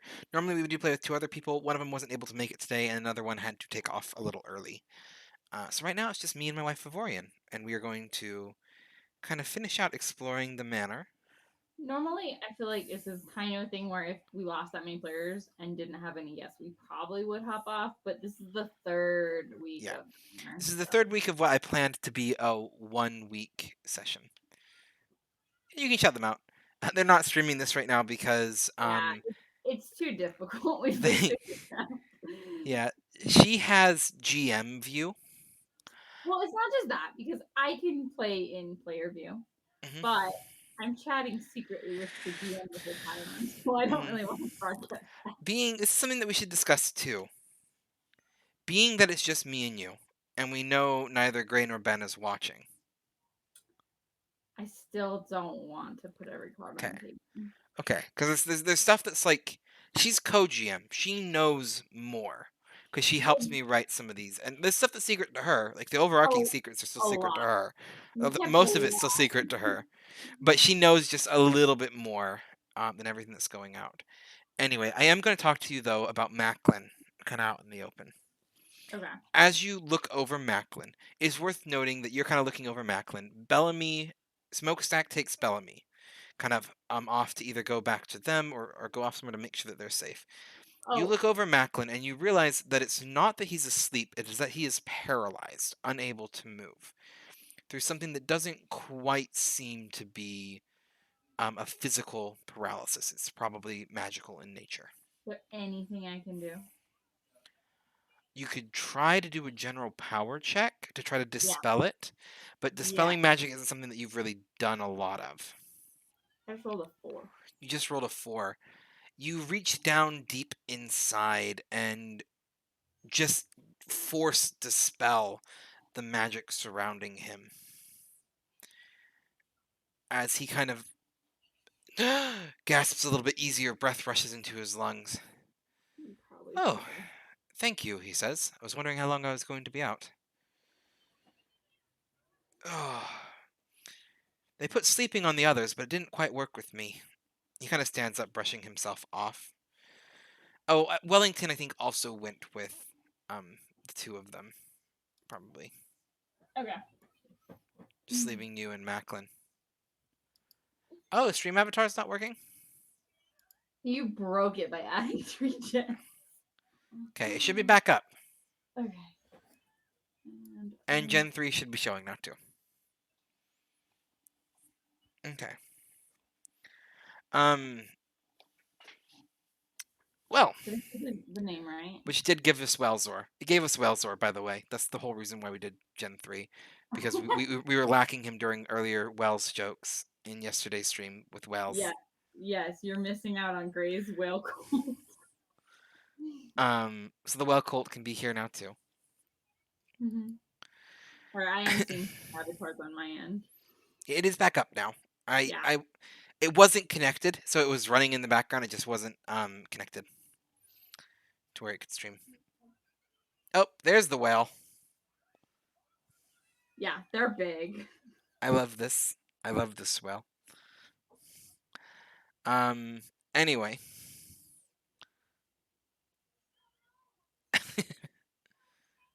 Anyway, did I spell his name right? Macklin Smith. Yep. Okay, good. I couldn't remember. Well, either way, Macklin gives you a bit of a smile. Ah, it's a bit of a tighter situation than we're normal to. But would you mind filling me into what exactly is happening and what we have left to do? Yeah, I kind of give him a brief synopsis. It's very strange, and so there's a lot of like, this sort of thing happened, but it doesn't make any sense, and I don't know if I buy it. So. Well, when the cultists, the little robed people as they were, first ran in to steal us, I hid behind the armoire before they caught me. That's why I was put under a little bit differently than the rest of them, and why they made sure I was going to go first. Either way, I did find something that they don't want us to know about, if you wouldn't mind following me real quick. Yeah, so I'm pretty sure we found most everyone now. We should have everyone. Yes, but if you don't mind, I still think I'd rather like to see this place a Oh, bit well, dealt with. I'm just saying the people from that room. Anyway, Macklin kind of takes off this way, heading up back into the main room and walking up to the other door. As he opens it and walks inside, quite quickly and deftly picking the lock. With the experience of someone who's picked this particular lock before, you walk into what appears to be an excavation room, an archaeological room. Hmm. It takes him about 3 seconds to walk towards a specific box that he was aware of, and pull out a stick of dynamite. Ooh, that's worthwhile. Oh, There's a whole something box else. of it. Apparently Fenric's still alive. Lovely. Well, let's fix that. Someone said he was in the consortium sanctuary. Ah, the sanctuary. I have no idea what that means, actually. I just knew there's one somewhere. I don't know where. I heard. I was slightly conscious. I could kind of overhear a bit of the conversation. There was something mentioned about 2 keys. Yes, we need both. Apparently, it doesn't seem locked, but I'm guessing it's either trapped or deranged. Okay. Well, we know which door not to go through, and if my math's correct, there's only 2 other places we can really go at this point. Okay, so we have. Yeah. We can flip a coin. It's usually a good old way to determine which way to go. Alright, I'll flip. All right, let's say heads we head through the western door across the hall from where we came, and tails we head south through the long hallway. Heads. Well, that makes it perfect. We'll just head through the western way. Okay. Would you mind moving the tokens for me, by the way? Yeah, I am happy to do token management during this session. Please. Other side note that's a little off topic, but not. Feel free to, in our secret whisper chat, be like, "Hey, I want blue token, this room, whatever." Oh, yeah, in the future we can do that. We Definitely. didn't label any of the rooms down here. I didn't need them labeled. Okay, cool. I was wondering if we forgot or if we were good. No, it was good. Yeah. Heads was the other door, but we can go south. Nope, we're going this way. Okay, that was what the coin determined. Yeah. I don't know what it is, by the way. You've created all of the tokens on this level, most of them at least in GM view, so their name isn't showing up on stream. Macklin has a name. Yeah, but it's not showing. It's not the biggest still. The ones down in the cavern don't have names. I'm aware. Macklin was the one I was referring to, though. How does that happen? You created it as a GM only. It says. Okay. It says he's on the token layer, not the GM layer. He is on the token layer. I'm just not sure how his name has become GM'd only. That is really weird. But I can see it on the GM layer. I just can't see it on the other. Either way, the other green dot is Macklin. Congrats, we know this now. It's not too big of a deal. Either way, as you open this door, which isn't locked, you see stairs, just long stairs descending downward. Down and down into the dark below. Kind of the torch, your lantern kind of casts a bit of light over the whole area. And as the 2 of you descend further down, you eventually find yourself, again, kind of continuing. It opens up into a little bit more of an open area. An area that you immediately recognize to be catacombs. Those little side chutes aren't side chutes, they are coffin spots. 3 tall in each. What do you say to just with the dynamite? Well, what did we need from this place? A key. If we do dynamite, then we might not be able to find the key. Okay, let's do it a quick sweep. But I'd say if we see too much movement, we roll the dynamite and get out of here. Whoa, Mayor just infoed us into chat. You're the best. Okay, Thank you, Mayor. You they are a wonderful bean. Okay. We love Mayor. They're the best. As you I didn't know you could double click into the settings. That's awesome.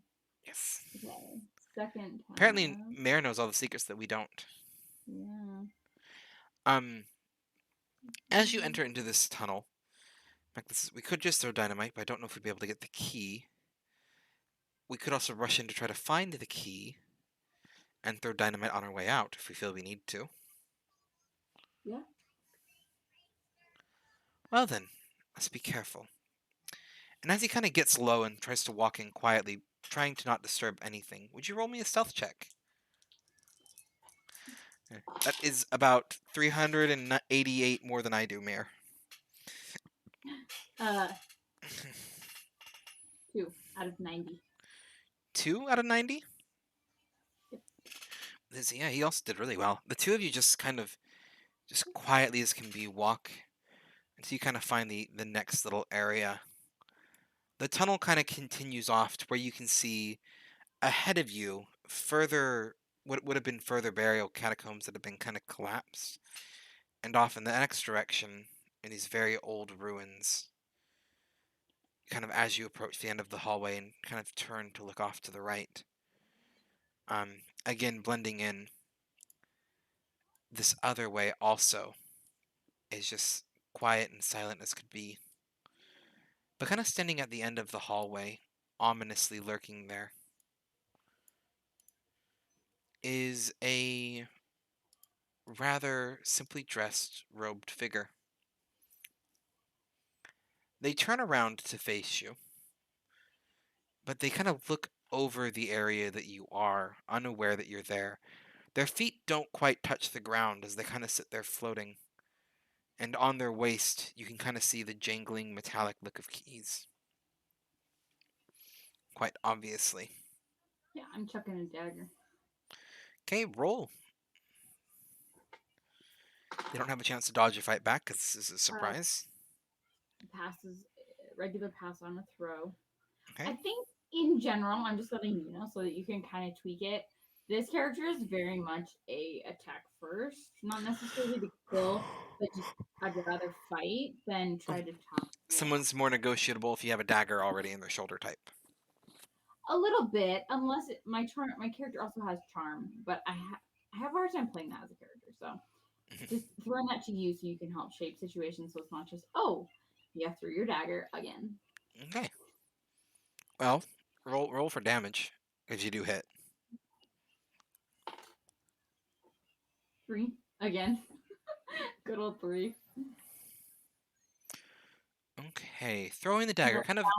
For that 4 damage I rolled. What was that?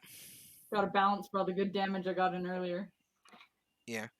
Kind of rolls end over end before striking the figure. As it kind of strikes the figure, they disapparate into the thin air, disappearing. Well, that's freaky. On impact. You are going to roll a spot hidden.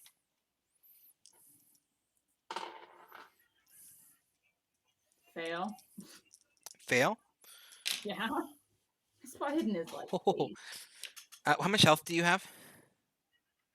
8.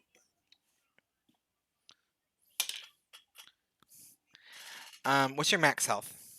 9. Okay. As you're sitting there, the figure disapparates, and then you feel the cold, sharp piercing of metal through your back as you take 7 points of damage.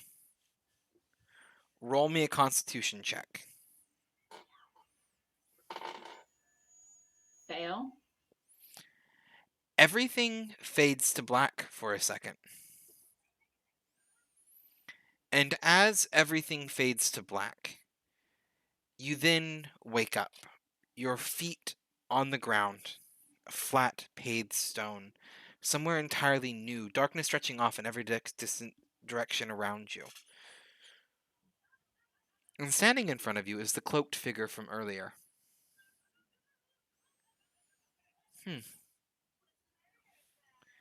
It seems the Wraith got lucky.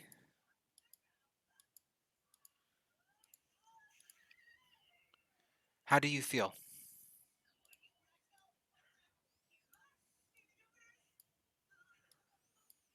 Wait, where am I? You don't know. This is not where you were. You were in an entirely different place. Yeah, I'm kind of glaring at him. I'm not sure how to. You can Yeah, glare. I'm kinda... You can glare at me angrily, but it doesn't stop the fact that you would be dead if it wasn't for me right now. All right. What's in it for you? I want to see how far the stone rolls, as I've said. The person next to you, was it Macklin, he calls himself? Yeah. Hmm. He's marked like you are, like the other one I met, the one with the sword. All of you are marked. Yeah, I'm not sure what garbage that's supposed to mean, but I don't really care. It means that she's claimed you. Ugh. It means that she's claimed you, and she wants to use you for her ends. And I'd rather she didn't use you for her ends. Yeah, I concur. So, I am going to say, in a fairly simple way,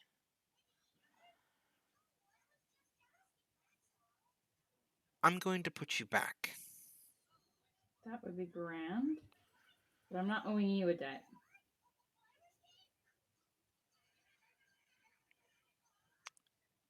That's true. I can't force you to owe me anything. You didn't ask for me to save you. Good. I will say, though, the book I gave you, Yeah. page 47. Will do. It will be most useful in dealing with Fenric. I nod. With a snap of his fingers, you kind of come back to lying in the crypt. You kind of sit there, like gasping for air. You kind of regain consciousness. You see the cloak of the wraith kind of piled up in the corner, and Macklin's sitting there, kind of scratched. He's got a bit of a cut along his chin. It's one that will heal, and another bit of a side gash. But he's kind of sitting there holding what appears to be one of your knives. Realized I didn't have a weapon a bit too slow. I'm surprised you're not packing a weapon on you.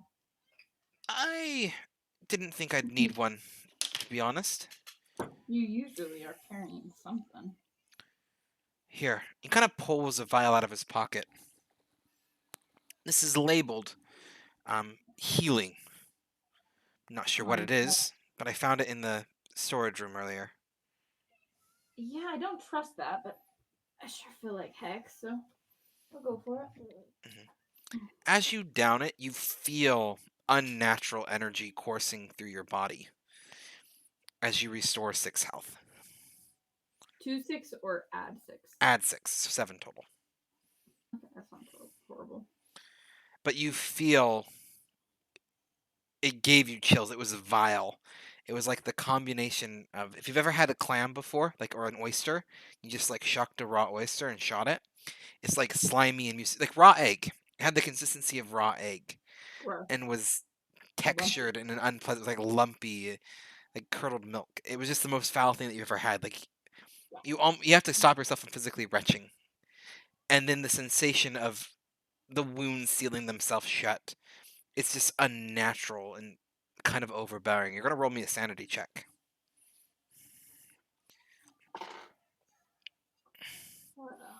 I believe that's a pass. Kind of holding on not just to your stomach but to your mind a little bit. Macklin kind of looks at you. Remind me not to drink one of those. But Yeah, let's not. I got However, I bet you we could sell them for a pretty penny. well, I got 2 more. So if you make it out of here, Yeah, I still think I got something better than that. you have something better than these. Oh, don't tell me you forgot about our little wager. Well, that's probably very true.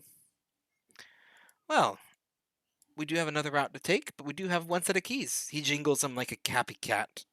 Happy Okay. kid. Where's the other set? I'm assuming south. Let's go then. If I would have to take a guess, there's not many other ways that we could go. Okay. Kind of retreating down the other long hallway. You kind of begin to work your way down. Nope, not what I wanted to do. Thank you, computer. Okay. There we go. As you kind of work your way down, taking the tunnel, What about this doorway right here? that's not a door. Right there? That's the locked door. That's the one you were told not to open without the keys. Oh, okay. That's what I thought. Anyway. Yeah, the baby's out cold. That's about fine. Yeah. Anyway, as you continue down this tunnel, eventually you reach a door. Right at the end, it's closed. Macklin gives a bit of a smile. Ah, and I just realized this. Looks like they forgot who was one of the guests. Clearly. He kind of However, I'm quickly. sure half of the guests could pick a lock. It's probably true. Would you like to give this one a try? I don't pick locks very often. Okay. Macklin kind of leans over to the door and makes very quick work of the lock as it does click. He then quietly opens it, revealing what appears to actually be what would have been the barracks. Yeah, they put it as an angle. I know. I enjoy it because it's different, but when we're going down that hallway, I was like, oh, I wonder if that's Marcus Fog of War. Anyway, the answer is very difficultly. I could try to learn how to use Fog of War. I really should. Anyway, as you walk into this room, it's got like bunk beds and everything. This seems to be where most of the cultists were staying. And kind of heading over to the other room, quietly, Macklin kind of silently opens the door, and you find yourself looking into. We're just getting a really big area. Are you playing around with Fog of War? Yeah, I'm just playing to practice with it, but I'm gonna Yeah. do it out of the way. You're good. As you kind of he opens the second door, kind of quietly peeking in. Would you both roll me? I'm gonna roll for him. Would you roll me a stealth check? Yeah. This is going to go by a little bit quicker, by the way, without Pass. Gray and other role players here. I'm just letting everyone in the chat know. Yeah. So we've done solo sessions, and the pace is a lot quicker. Yeah, pacing a solo sessions goes a little bit quicker. Pass. Okay. Yeah. Both of you quietly open the door, and sitting at the back of what appears to be more beds and a little bit of a rec area. Sitting at the very back, there is a rather tired cultist. Just kind of sitting there, rubbing his temples, staring at a desk, muttering to himself, completely unaware of the two of you having just entered the room. Yeah, we probably just off him. Do you throw a knife? Yeah, because we have all the information we need. We just need keys. Okay.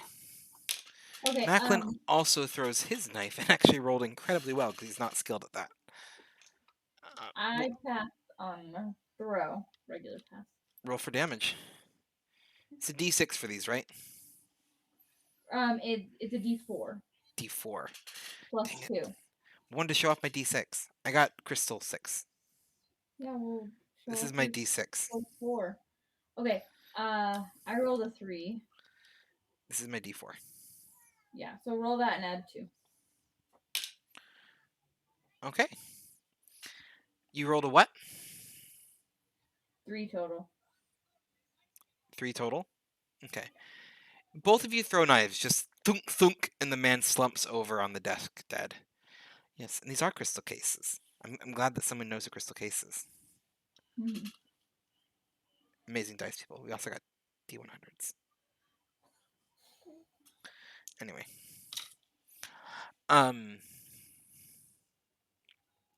As both knives just thunk thunk, and the man kind of slumps over on the desk, dead, the two of you kind of walk over, the blood kind of slowly pooling as Macklin quickly looks around and pulls up a set of keys. Perfect. Also, side note, I feel comfortable enough doing a Fog of War. So if you want me to do all map management in future sessions, keep that in mind. That would be great. I really appreciate that. Alright, well then I will practice that for the rest of this session. Perfect. Macklin turns to you with a bit of a smile. Well, pretty straightforward. We got ourselves some keys. Mhm. Time to head on our way? Yes. Wonderful. The two of you walk up to the door that you originally kind of knew what was going on there. And as the two of you do approach, kind of look at the door and the door frame. While the door doesn't seem to be locked, there are two keyholes. Yeah, we put a key in both. Quickly inserting the first key and then the second, turning them until the doors unlock. The keys lock themselves in place, and as they do so, Macklin cautiously turns the door, kind of opens into the room as you walk inside. You recognize at the back corner the blood-sealed door from earlier, in a room that is currently littered with blood stains and bones, clearly the main sacrificial floor, Nasty. where all of this took place. And as you kind of look around further, you see stairs descending down. Nothing immediately of notice or interest in this room, but there are stairs descending down.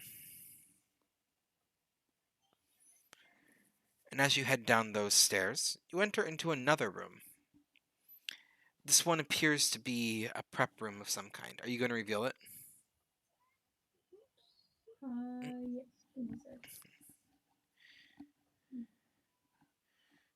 It seems to be a prep room of some kind.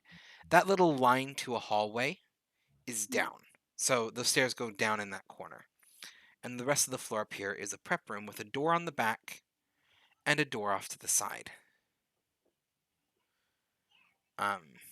So there's stairs down, and or not a door off to the side. There's not a door off to the side, just a door to the back. Okay, then we head back. There's a door. You can go stairs down, or there's a door. You head to the door in the back.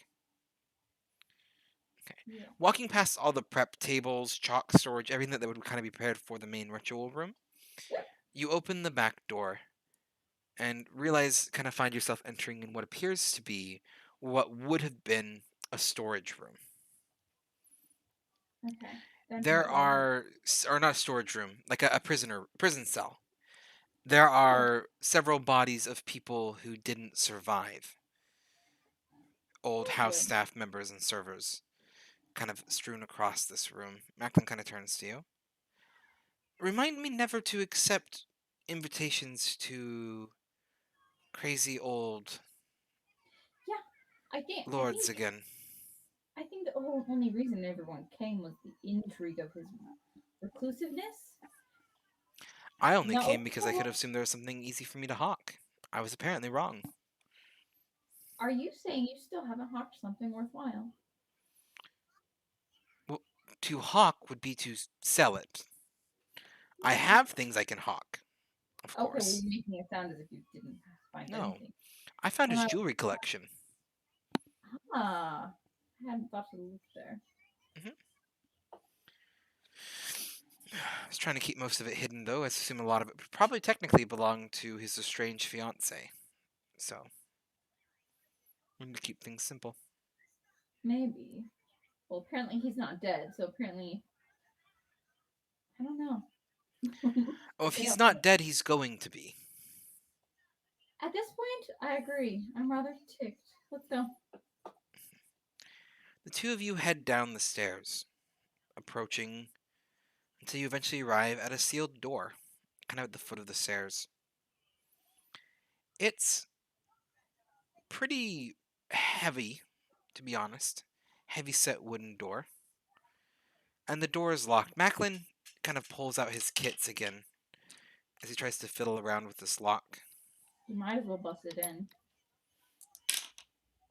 He manages to pick it, though, without much issues. I gotta show off a little bit, he says. You don't talk about enough. No, I haven't.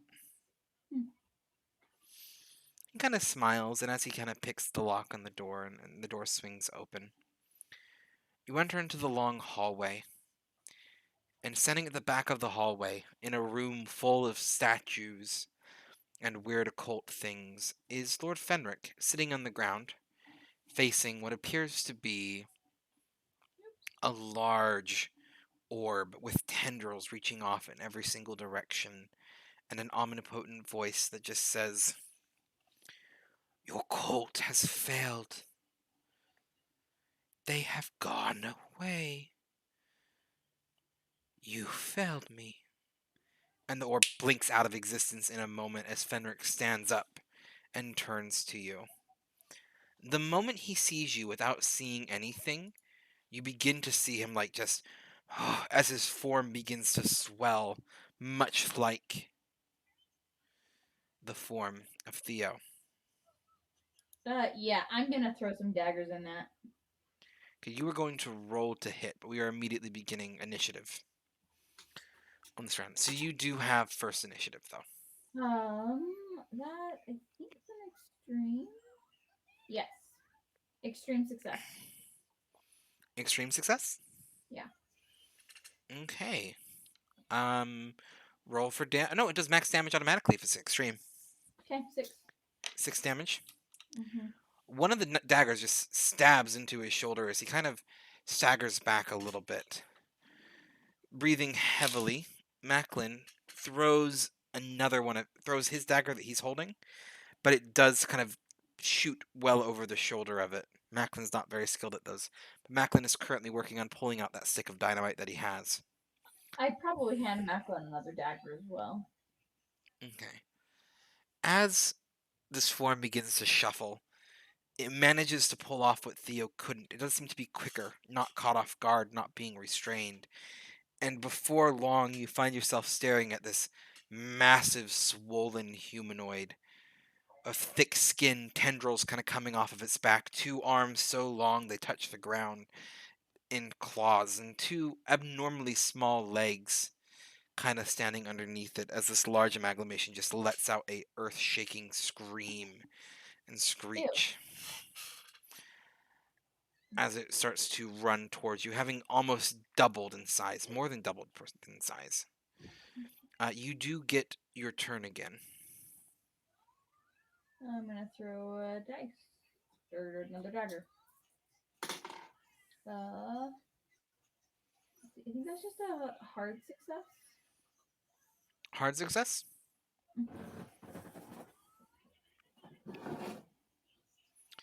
Okay. Bum bum.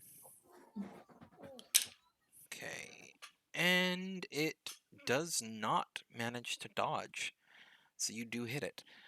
Roll for damage. Good old 3. Good old Oh, 3. Okay. Where is the armor? Let's see. Armor is under all of their skills if you're using a condensed. Okay. The dagger hits the creature, but it kind of hits, and you recognize, while its form is kind of blubberous, its form isn't quite as solid as you would like. It reminds you more of like tar. Ew. And the dagger strikes it, and it's a good solid hit, but you're just not sure how much the dagger did, to be honest. Realizing what's happening and kind of what's going on, Macklin pulls out his torch and manages to get a little bit of a spark onto the stick of dynamite. He hands it over to you, who has much better ability to throw. I chuck it. As the creature lurches forward, it doesn't really have time. You don't really have time to throw it before the creature runs at you. But you Okay. can throw it on your next turn. I'm keeping my throw roll though, which was I'll let you keep it. hard success. Anyway.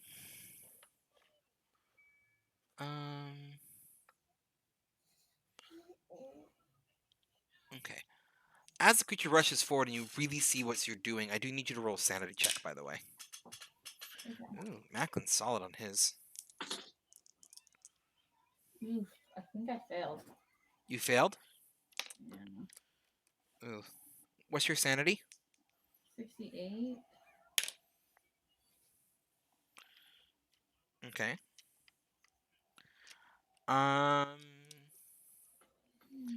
Well, you take 4 sanity points damage.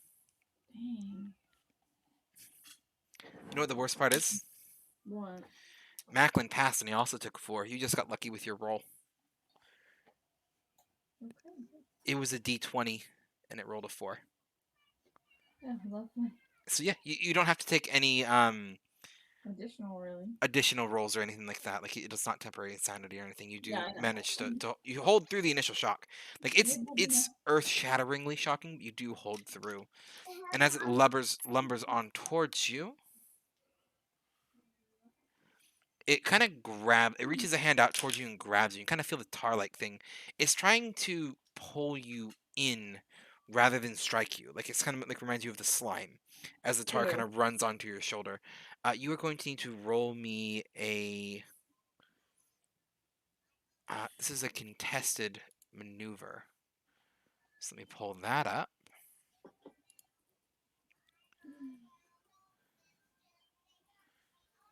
Okay.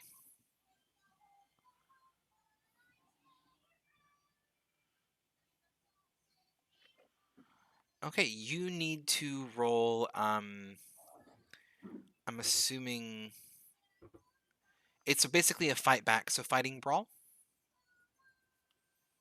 Ooh. Fail. Fail. The creature begins to pull you inside. Can I try to chuck the dynamite with the other hand though? It's your turn now, Okay. so yes, you can try to. What are you trying to do? This creature's pulling you inside it. Throw the dynamite quickly.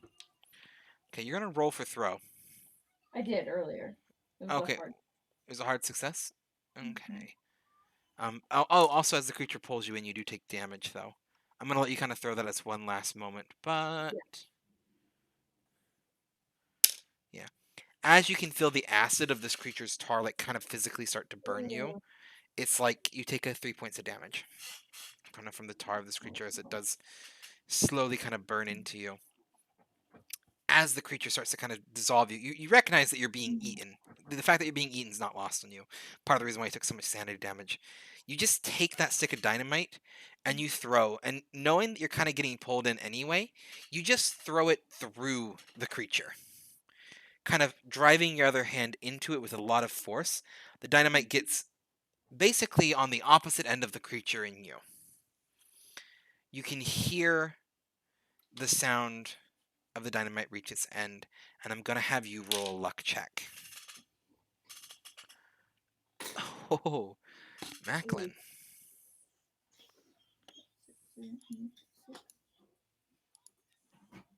Oh, good pass. Pass? Barely, yeah. Okay.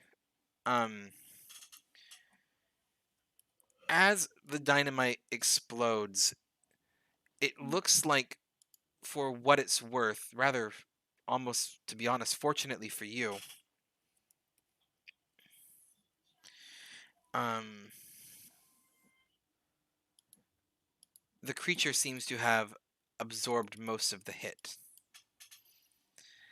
As the creature is thrown into pieces, dealing. Yeah, that's. As the dynamite goes off, you are kind of thrown back. Macklin kind of almost manages to half catch you as the flame and the force of the explosion don't um uh, don't actually manage to do any damage to you. You're just fortunate enough as you kind of fly back, landing kind of on the stairs behind, or kind of through the doorway behind you. As the dynamite goes off and the room kind of begins to shake, statues fall.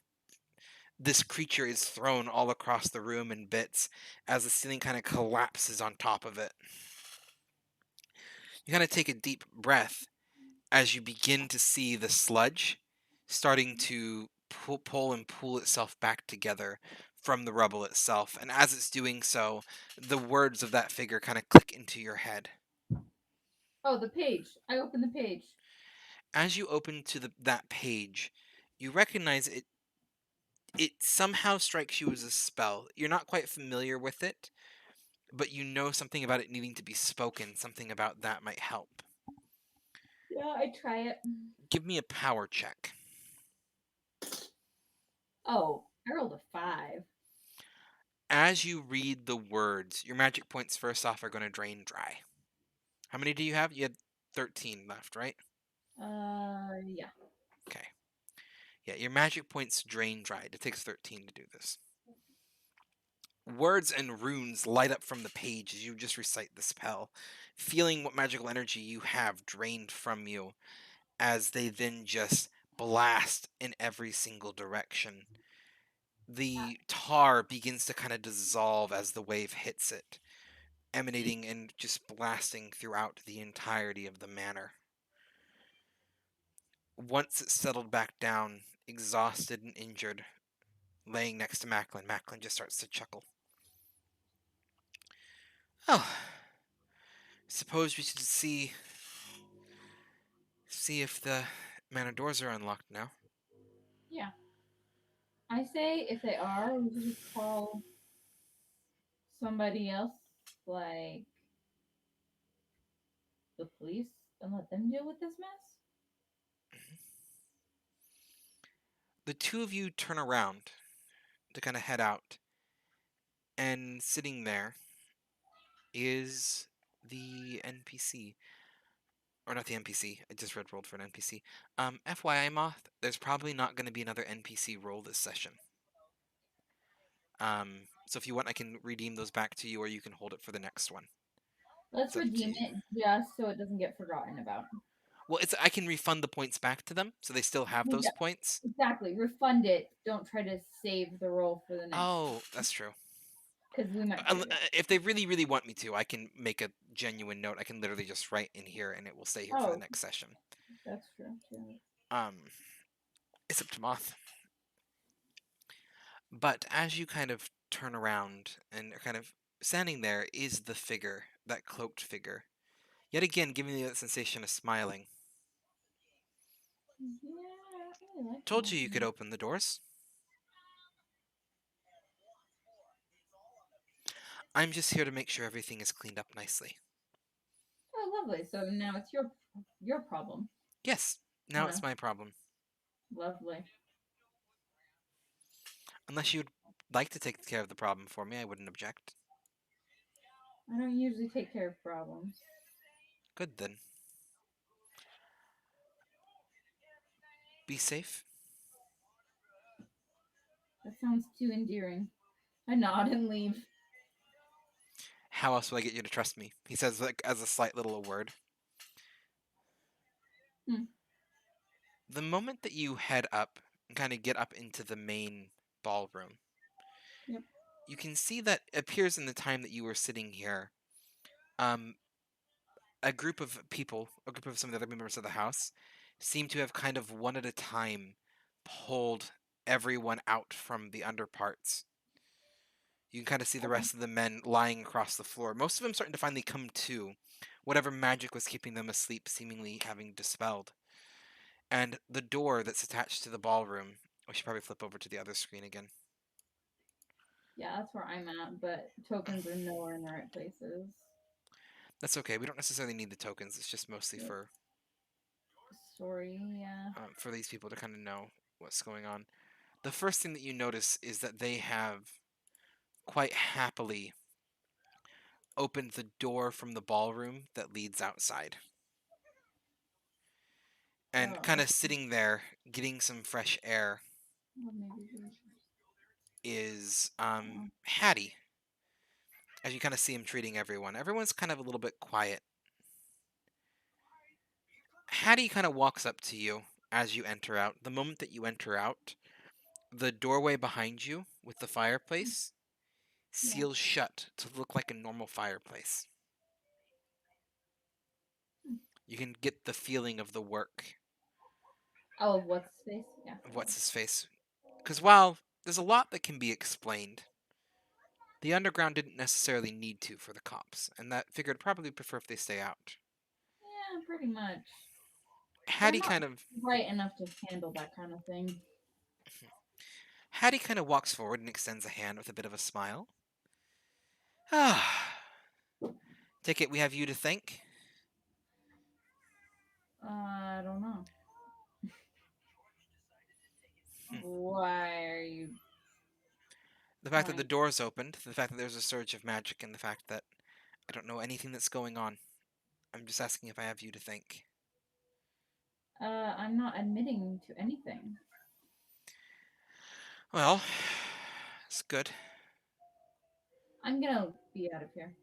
I nod to her. Yeah. I know police officers are already on their way, courtesy of the general here. That's all fine and good, but let's get out of here. I'm probably going to take off too. At this point in time, everyone gathered here kind of falls into one of three categories. Those that are taking off, those that are staying because they have some feel like they have some obligation to the law, and those that want to just be about as far away from the law as possible. Like Wellington was already gone before you had even gotten up here. Yeah, I take off now too. Quickly abstaining and kind of just taking off as far from this place as you can. You do kind of part ways with Macklin with a polite smile. We And decide our wager. you decide your wager. Well, your wager was who stole the most, right? Who stole the most expensive item? I will let you give a quick roll for that. What am I rolling? Just D100. Okay, let's go 23. 23. It's going to do a luck check. He rolled it. Yeah. Um, you'd been secretly stealing silverware and lots of other little collectibles as you go, Yeah. and it kind of does equal out to his very good jewelry haul. But you do ultimately end up taking. It's about which item was Oh, most expensive. Do you remember that? yes. We Actually, set this up. We set Moth. this up a while One ago. second. Moth can roll for Macklin. There is going to be one NPC roll. Yes. Moth can roll for Macklin to see how Macklin does on his theft here. Yeah. 84. Oh, Okay. so I still won. The wager was who could steal. They all had to be pocket sized, so they were concealable. But who could steal the most expensive, lucrative item? Macklin had a pretty good go with what would be a diamond ring. A diamond engagement ring. And it was actually quite valuable. However, it is nothing compared to a little bit of a gem that you stealed. It's a small music box. Inlaid with real silver, gold, and gems. Mm-hmm. As well as made out of a near extinct wood. Or very old wood. Very expensive music box. Macklin just stares at it. You know, I saw that music box and didn't think it'd be worth a lot. Oh, now you're just being sweet. I think I'll keep this one. That's a good one to keep. I'm definitely selling this, he says, holding up the ring. I'm going to Good. need you to pay back your wager. Yeah, you will.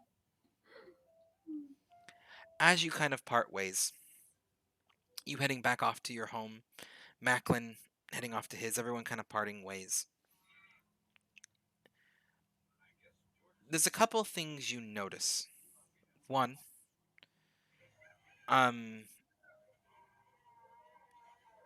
that night when you sleep, you don't sleep well. Probably not. Something holds to your thought. It feels like something's got its eye on you, which makes you very paranoid, very nervous. Yeah, I'm gonna investigate that later. You decide, this feeling kind of sinks into you that whatever you saw in the manor, that orb, isn't done. Whatever it meant to be marked. They're causing problems around town. I, as a character, don't believe that I'm marked. I'm not buying that. Okay. Either way, you get the distinct feeling that it's not the last time you saw some of those people you saw in the manor. I know. As the co-GM, I'm surprised so many of them made it out alive.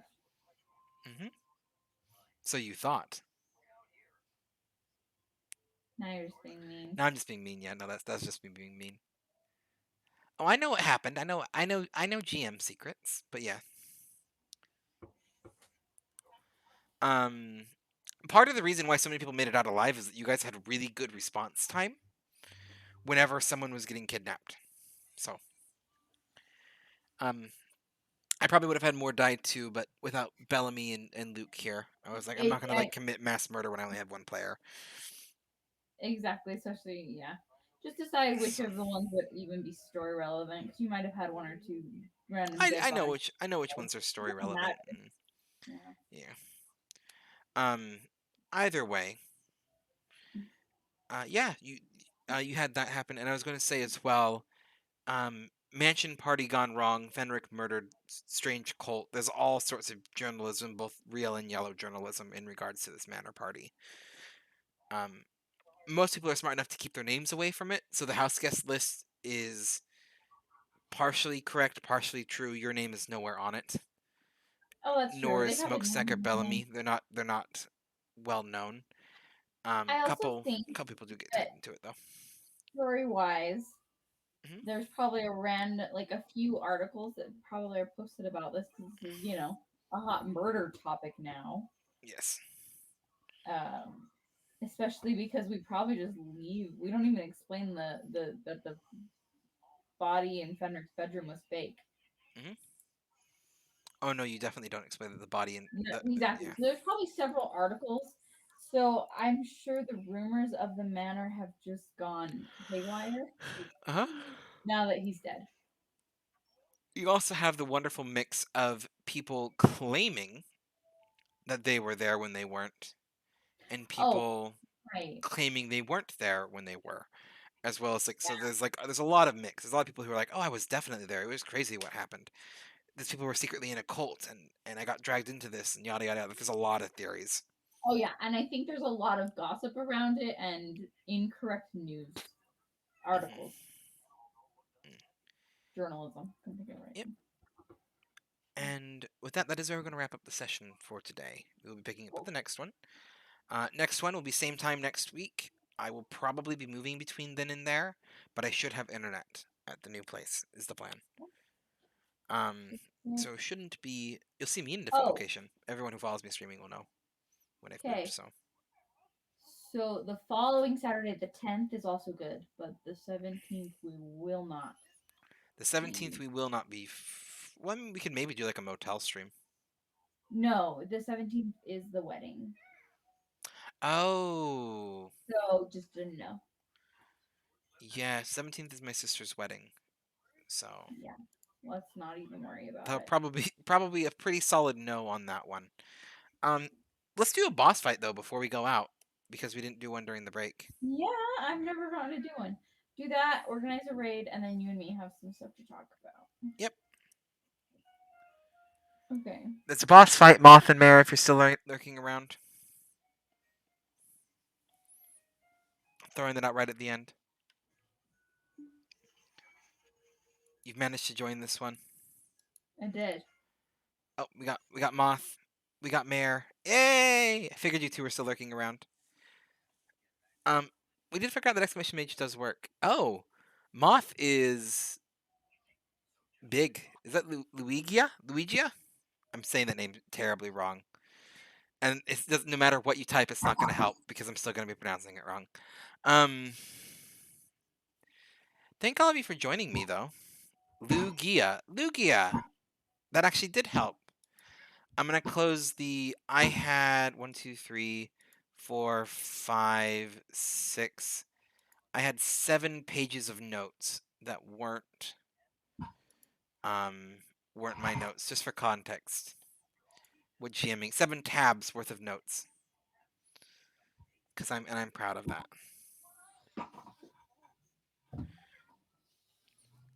Also, not to like throw random shade at other Twitch streamers, but I just find it odd that I click onto Twitch and it's like my recommended channels, and one of them is Hot Tub Bikini Try On, and it's a gamer girl in rabbit ears in a bikini. No, Twitch knows nothing about me. Basically. Nothing. Could try Twitch. But no. Oh, is it my turn? Oh, it's my turn! Smite! Okay. Before I forget, I did it in time. Okay.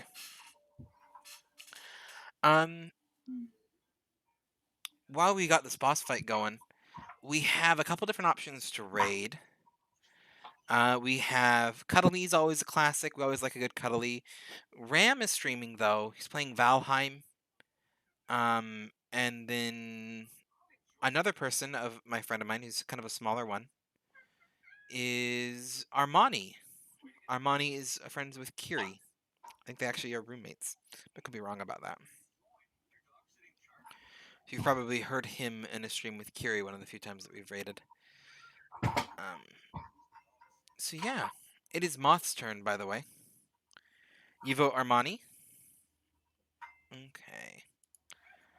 We will raid Armani then, as soon as this boss fight is over.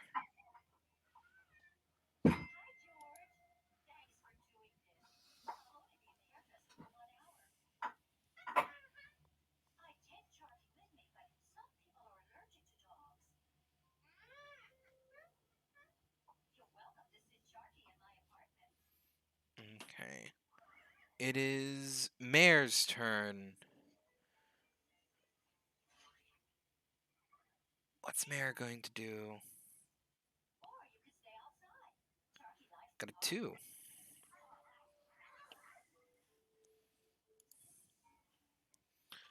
Okay.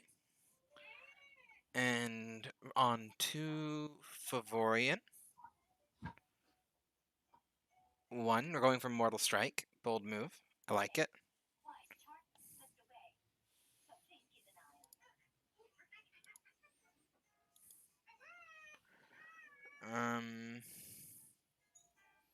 What am I going to do when it's my turn again?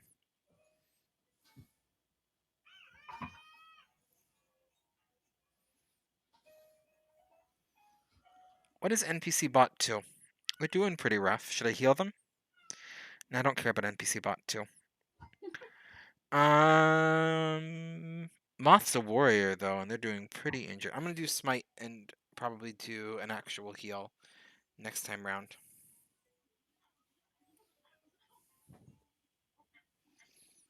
Just because that global healing of Smite is nice.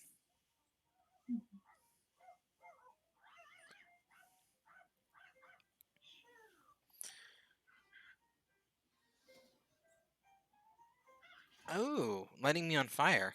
Okay. Hey, I have a question. What's your question? Do we want to keep our old maps in the page toolbar for Probably Roll20? worth just taking them off the Roll20 page toolbar. Is it? Just for cleanliness, like organizational sake. I don't think it would be too much if you want to keep them there. Okay. Oh, there's a secret sneak peek on my screen. Oh yeah, that's coming up next. That everyone, you can kind of get a secret sneak peek of the next map. Bum ba bum bum. It's not going to be as massive as the Manor, I promise. No, the Manor. I enjoyed the complexity of the Manor, but for a big group session, I don't like that. So I wasn't aware of what the pacing was going to be, and I planned the Manor to be maybe 1 or 2 sessions. And it ended up when it went after yesterday. That's kind of like why we did the stream today. It's like this is something that I didn't want to go for a lot of sessions, because there's going to be a little bit more of an episodic nature to this. I wanted it to kind of be an adventure, taking a session or two. You know, it's a good 4 to 8 hour session, a 4 to 8 hour story. Oh, we got NPC bot died. I probably should heal myself, just so that I can live to heal another day, as it were.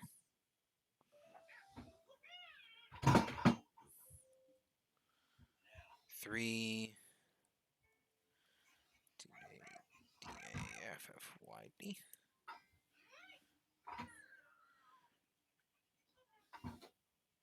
Mare's the next target, though. I don't want Mare to die. Oh, please heal. Oh, NPC bot 2. You legend you. You actually did something good.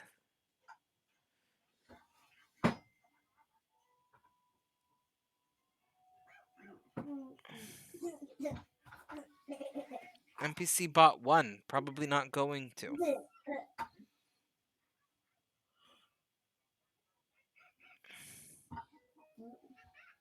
NPC bot 1 is gone. Favorian is damaged. Moth's gone. No! And I'm almost dead too. My goodness. My goodness. Rolling with the heavy punches.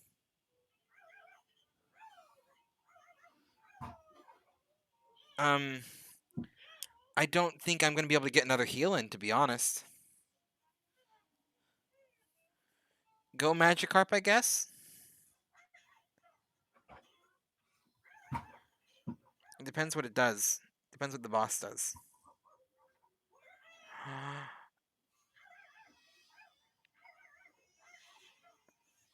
Okay. I'm going out either way. So...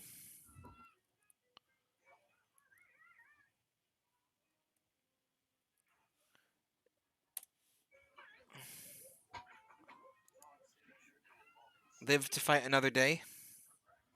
Hopefully. Maybe if both Mare and Favoring can get another strike on this thing, we can do it.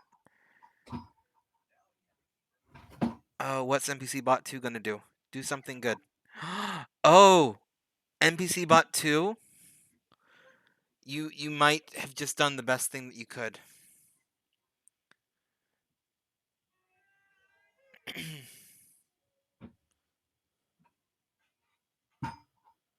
I don't know if Mare's gonna survive. No, Mare's gone.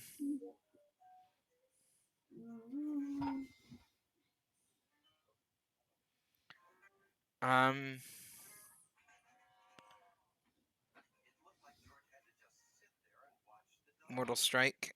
Okay. I mean, this is a pretty straightforward thing. If I can heal you, you might be able to do the last damage that we need. Okay, I'll try.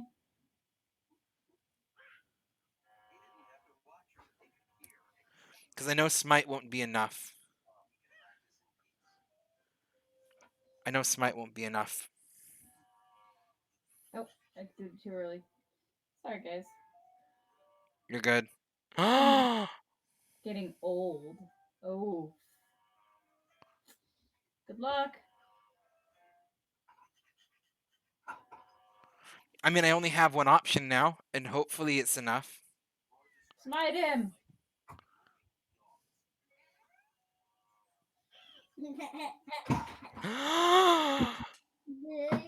Oh my goodness! That was so close. I was so close.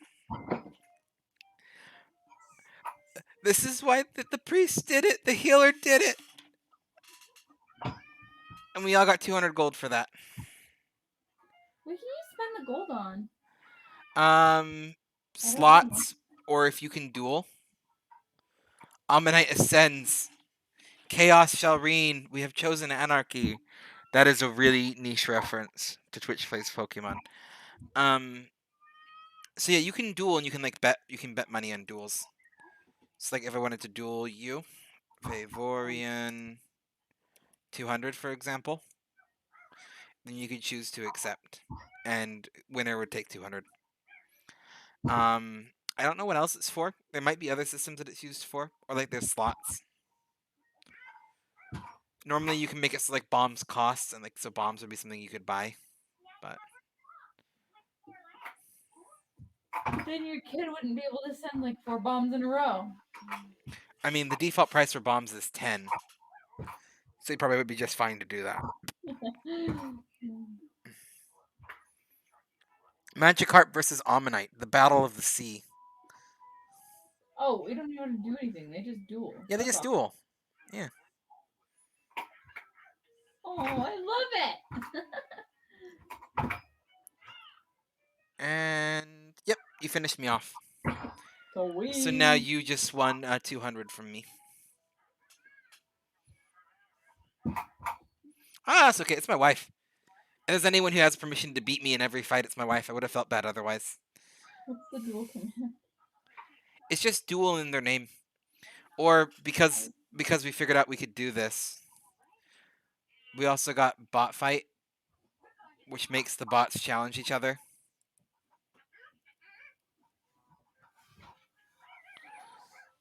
Do I have to write the amount?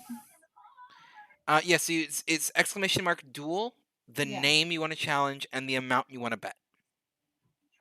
There you go. We go in for big money, apparently. Yeah, I don't really have anything else I want to spend it on.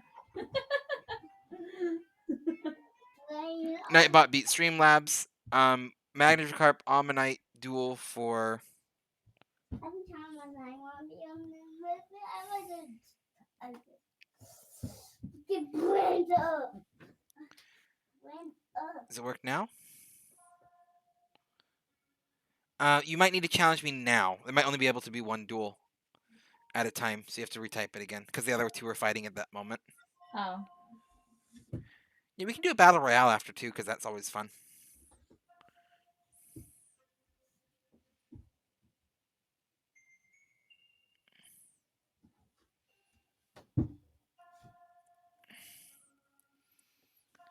Pavorian's throwing down the big money. Hi again. I don't have anything else I really want to spend it in. So.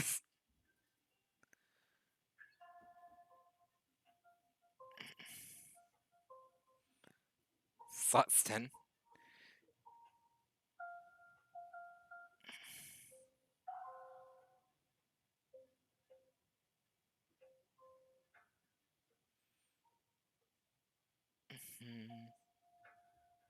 Miss, miss, miss, miss. Yeah, I think you're gonna Oh, win. and a crit. Versus normal, I think you're gonna win. Oh, maybe. Yeah. You've won. Dang, now I'm gonna have to bet you twice as much. I don't know if I'm gonna have enough to bet you twice as much. Yeah, I'm saying overtime though. Either way, we'll do a battle royale.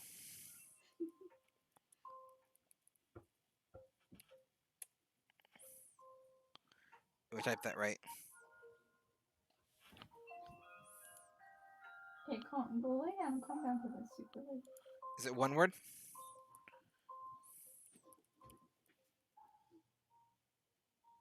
Yep, one word. Say the plane flies across and drops us all onto the field, and then we all fight. They just throw everybody in who's there. Yep.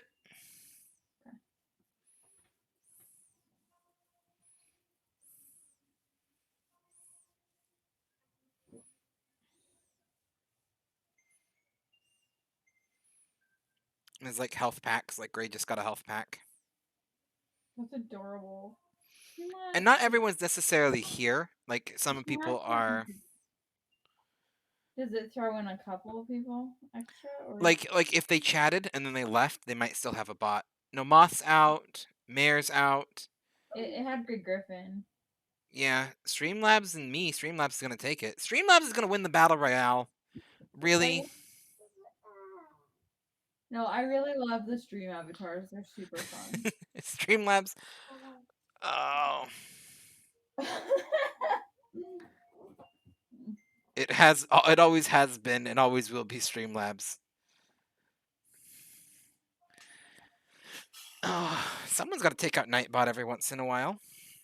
Pippin, don't pull your blanket. Anyway, I gotta look into it. There's ways to like add in other bosses that have been like modded. So That would be great. we'll be adding in more than the Pumpkin King.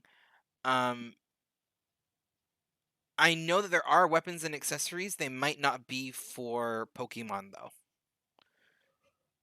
Like, does that make sense? Are there So different stream avatar packs? yes. So these are custom packs. Gen 1 and Gen 2 are made by one guy. Gen 3 is actually made by a different artist. These are all mods. But the No, Gen I'm 3 saying, like, artist did a pretty job. I'm saying, are there any other avatars that aren't Pokemon? Pokemon? 100%. There's like Among Us. There's just little Among Us. generic dudes. Like, yeah. I do Pokemon because I like Pokemon, and the Pokemon will stay. Well, I feel like Pokemon's super recognizable. I feel like Among Us would also be super Yeah, recognizable. Dragon Ball Z's one. It's like, I know the Pokemon. People like Pokemon. Most people know Pokemon enough. Well, I feel like too is with Pokemon is it's just so multi-generational. It's just great. Yeah. Anyway. Ooh, Animal Crossing, Adventure Time. Those ones would be fun. And I mix it up every once in a while. Yeah, I think down the road it would be fun to get another one and mix it up. But yeah, I like the We Pokemon. do Are it probably as the a one to big say. community goal down the road. Oh, that's true. Like a really big goal, not one that they're gonna get in 3 days. Yeah. Give me the egg. Pokemon Nuzlocke will be happening next week, by the way. I'll be doing the first episode next Wait, what? week. I will be adding Pokemon onto next week's schedule Oh, yeah. because We it need was to kind redeemed. of clean it up a little bit because we're having like multiple options on each Yeah. day, and it's just a bit. We will do. I will with the Pokemon Nuzlocke. We'll do like me and you will talk, and we'll like do just a restructured schedule. Mhm.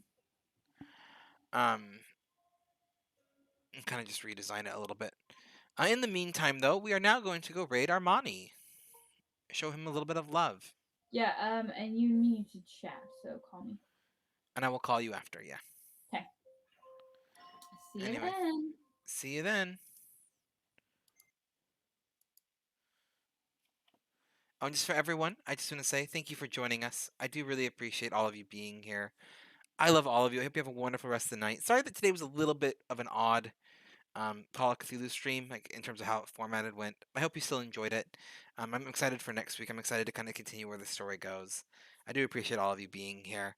I just want to wish the rest of you to have a wonderful night. You can get the rest you need. We're gonna play some Armani. I think he's playing Warmframe. Looks like a pretty cool looking game. But in the meantime, just bye everyone. Good night.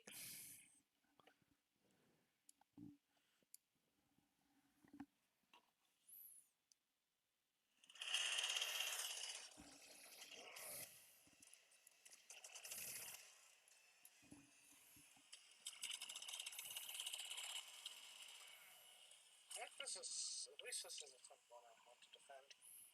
Seeing them get crazy. Oh, hello! Welcome, everyone. And thank you to Daffy for the raid.